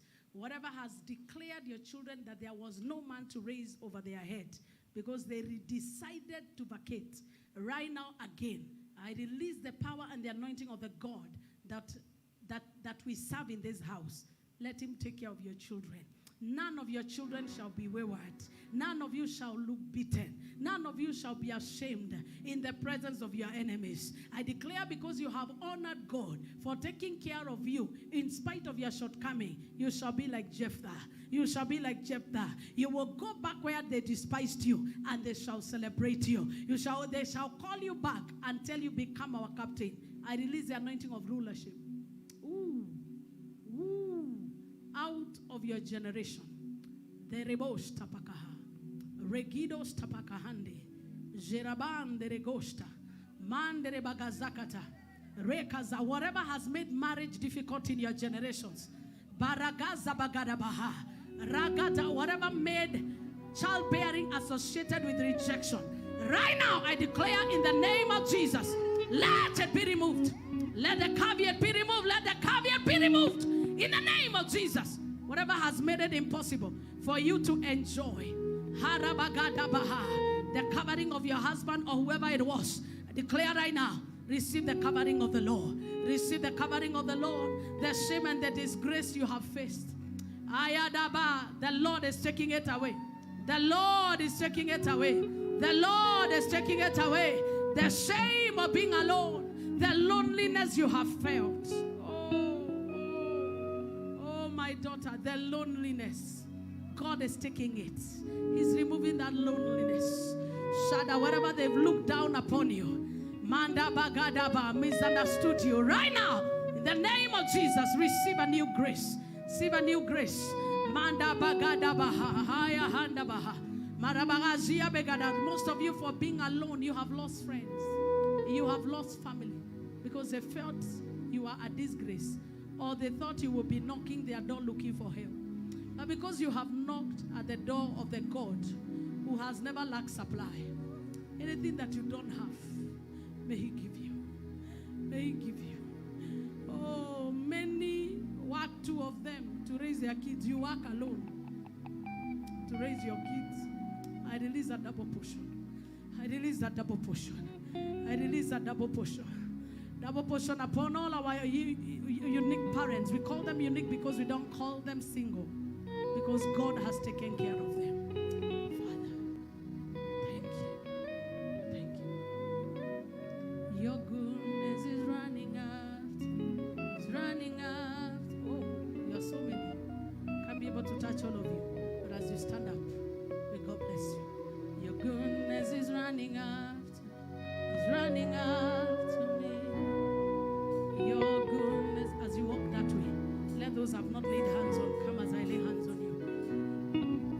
Many parents take care of their children because they are two, but you're one. But God will give you a double portion after today. Look at your finances from today. Hear me. Look at your finances from today. You will see God will begin to give you a double measure. A double measure. A double measure. I declare and pronounce it. Whatever has hindered the double measure in your life, let it expire right now. Receive a double measure. Receive a double measure. Receive a double measure. Receive a double measure. Receive a double measure, mommy. Receive a double measure. You have done well. Thank you for raising our kids. Thank you because you didn't kill them. You didn't abandon them. You stood the test. Mumesi mama, we celebrate you. Mumesi mama, we celebrate you. You have stood. We celebrate you. Thank you for raising kids for us. We bless the Lord for them. Celebrate our unique parents. If a husband and wife are raising a kid, it is not news. But when a single parent raises their kid, and the kid comes to maturity, they have a story to tell. This house belongs to people like you. Women that have fought and have stood the test of time. We celebrate you. Thank you, Pastor. Amen. The next group that I'm going to call all the women represented by their leaders. Yes, our women leaders. The gift is here. Just, amen. Our women leaders, just pick up the gift. Yeah. Yes. Amen. Amen. Thank you. Our women leaders, kindly find your way forward. Our women leaders, you're just behind there. Can you just stand up? Amen. Men, you're ready? Okay. Amen. Our women leaders, kindly pick up the gift. These are the leaders of our women fellowship. And yes.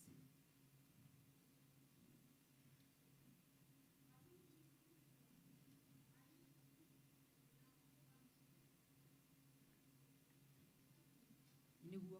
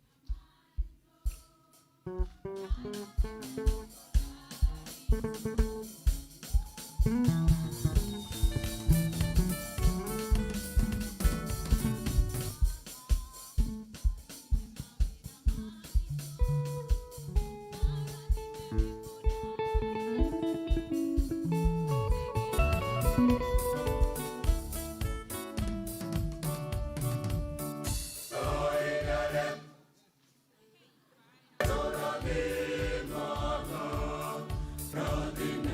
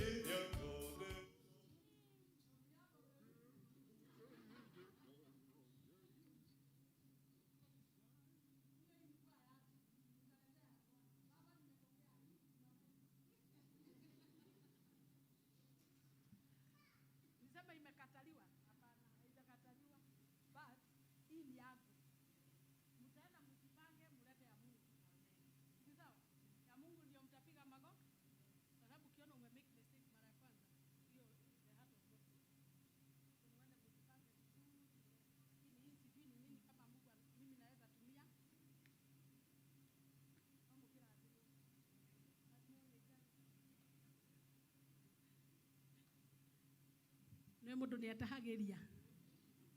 Vile mmekuja Lydia.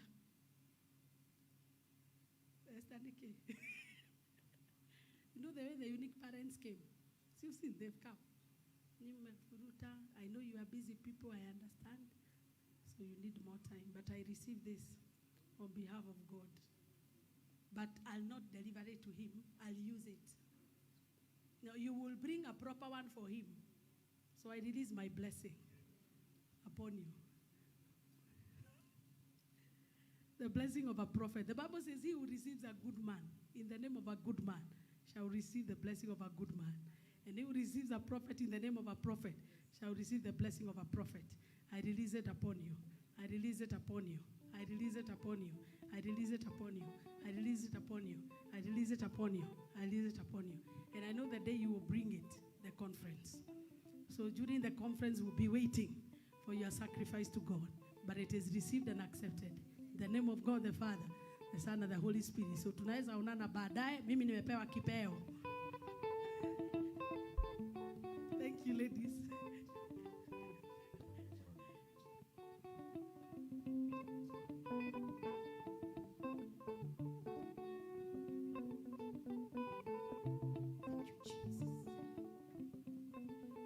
We are going to pray for the food. Our food is ready. And once we pray for the food, I request all the women leaders. We are going to help in the serving of food. All the women leaders and all the leaders, other than the active group service, we are going to help in serving food. Let us pray for the food. Heavenly Father, in the name of your Son, Jesus Christ, it is written in your word that upon this mountain you shall provide food of choice meat. Thank you, Lord, because that is all you have done. Your word continues to tell us, Lord, that by the word of thanksgiving, food is sanctified. Father, we give you thanks, Lord, for the food. We give you thanks, Lord, once again, even for this fellowship. And we thank you for providing for us, oh God. In Jesus' mighty name, the food is sanctified. Somebody say an amen. Somebody who is ready to eat, say a powerful amen. We kindly request you to just be seated where you are. Food is going to get you there. Our women leaders, the spirit of excellence, are going to serve us. I kindly request every other leader, kindly join them so that you can be able to serve the people of God. I want to invite the men for the presentation or the doxa. Let me have the doxa first. Doxa, majority are there. Can they just come forward here? Just come with the gowns. It's okay. Dunamis and doxas.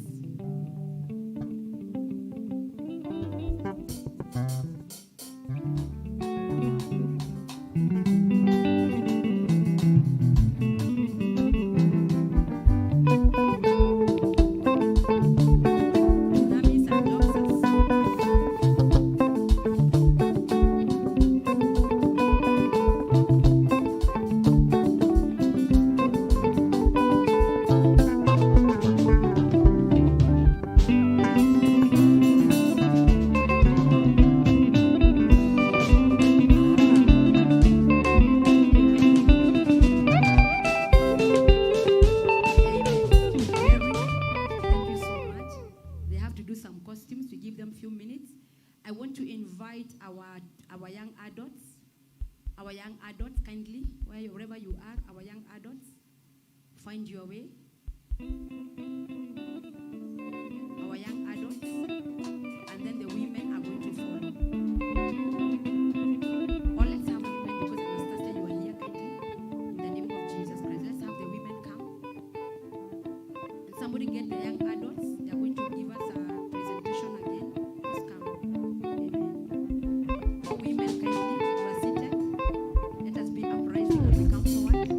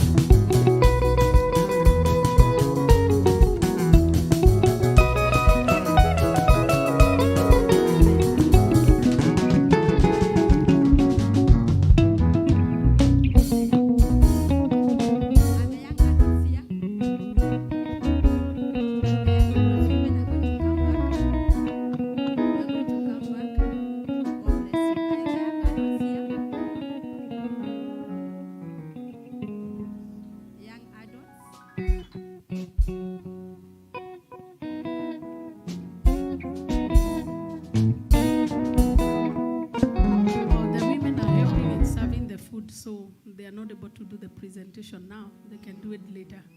Which other group is ready? In the meantime, we could have the praise team if no other group is ready.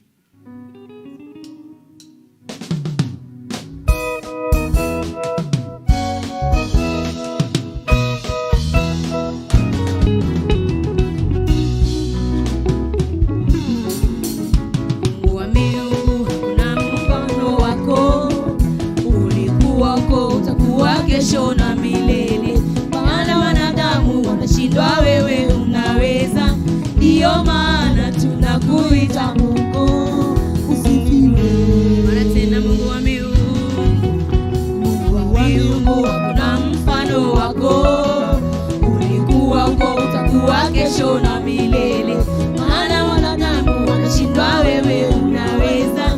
Ndiyo maana tunakuita Mungu, usifiwe. Mara tena Mungu wa miungu, Mungu wa miungu, hakuna mfano wako. Ulikuwa uko, utakuwa kesho na milele, maana wanadamu wanashindwa, wewe unaweza. Ndiyo maana tunakuita Mungu, usifiwe. Mara tena Mungu wa miungu, Mungu wa miungu, hakuna mfano wako. Ulikuwa uko, utakuwa kesho na milele, maana wanadamu wanashindwa, wewe unaweza. Ndiyo maana tunakuita Mungu, usifiwe. Bwana Yesu, Bwana Yesu, leo kimbilio langu ni wewe Baba, tumaini langu liko kwako Yahweh. Mimi sina uwezo, sina Bwana mwingine ila wewe. Mimi sina uwezo, sina Bwana mwingine ila wewe.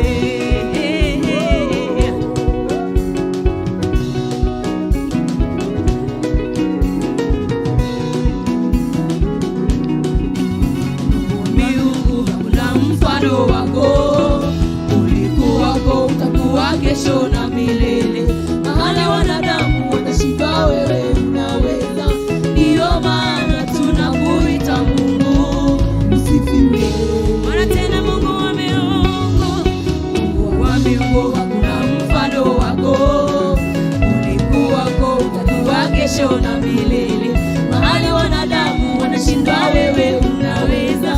Ndiyo maana tunakuita Mungu, usifiwe. Mara tena Mungu wa miungu, Mungu wa miungu, hakuna mfano wako. Ulikuwa uko, utakuwa kesho na milele, maana wanadamu wanashindwa, wewe unaweza. Ndiyo maana tunakuita Mungu, usifiwe.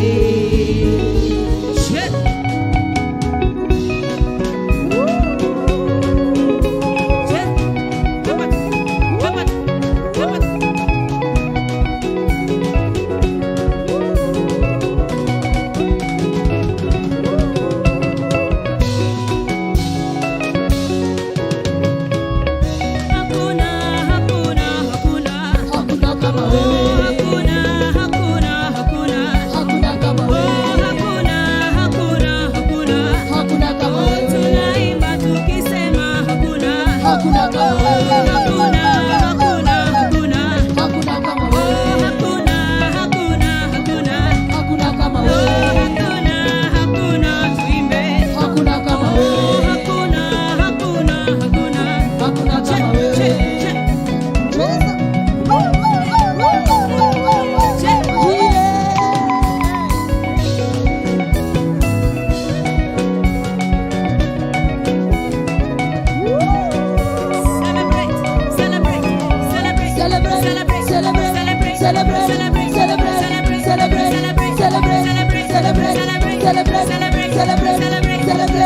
Celebrate.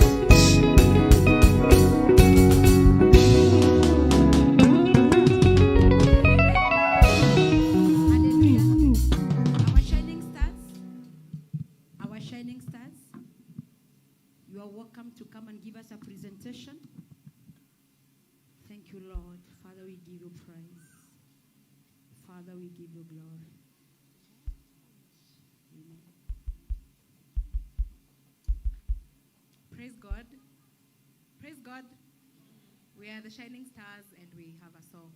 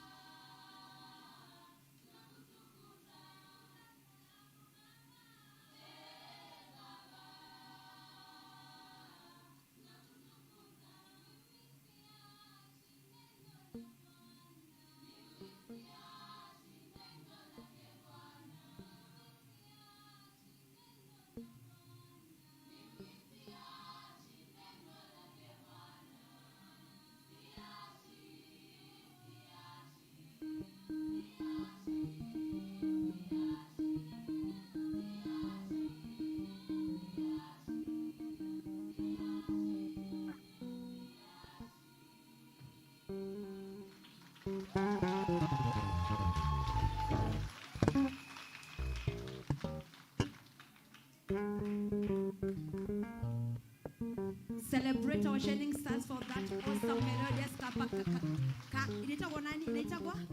a cappella. Amen. Let's celebrate them once again in the name of Jesus Christ. Are the doctors ready now? Amen. Okay. Glory to God. Amen.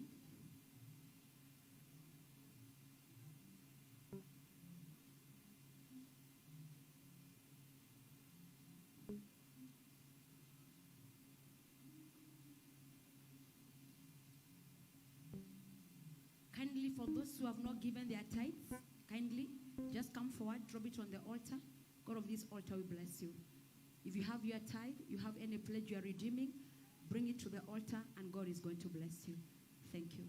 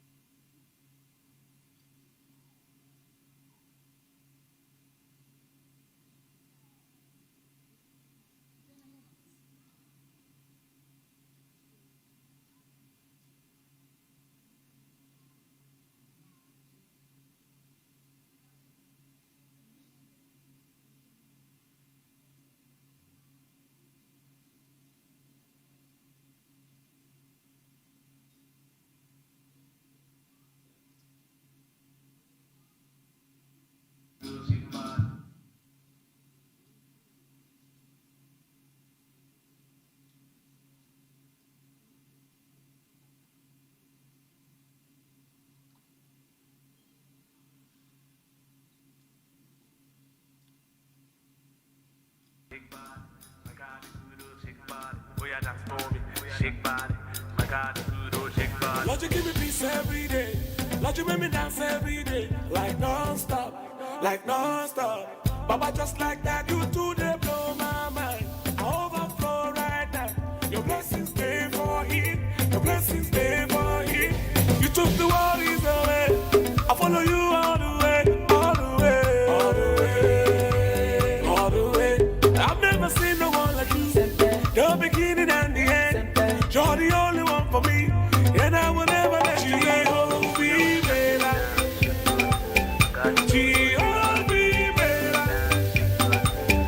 All power bow before you. Every tongue confess you are God. Oh, Jehovah, all power bow before you. Every tongue confess you are God. Oh yeah, we are sing for him. Oh yeah, dance for him.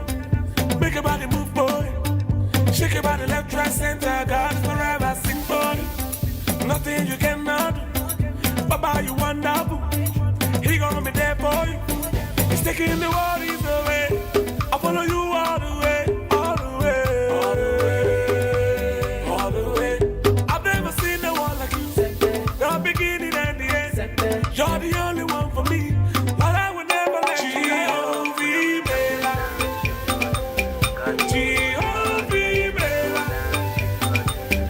All power bow before you. Every tongue confess you are God. Jehovah,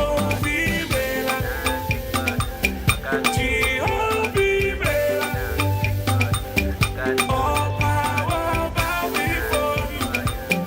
Every tongue confess you are God. But I can't explain how you make me feel. Your spirit giving me direction. I worship you, like day and night. I sing for you, I sing for you. Everything I give to you, I give to you. My heart and soul belong to you, belong to you.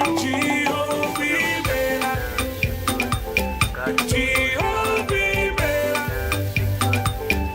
all power bow before you. Every tongue confess you are God. Jehovah, all power bow before you. Every tongue confess you are God. Oh yeah, start to the dance, shake body. My God is good, oh shake body. Start to the dance, shake body. My God is good, oh shake body. Oh yeah, start to the dance, shake body. My God is good, oh shake body. Oh yeah, start to the dance, shake body. My God is good, oh shake body.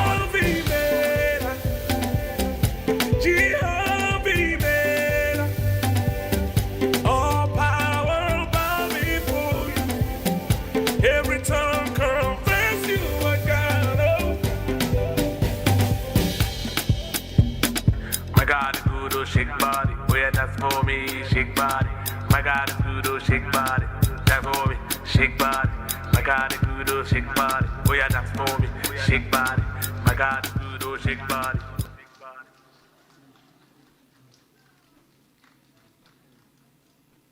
Thank you, Reverend, for this nice anniversary. And us, as the Shining Stars, we have a small offering to offer. Yes, most of them are not working, so they give small.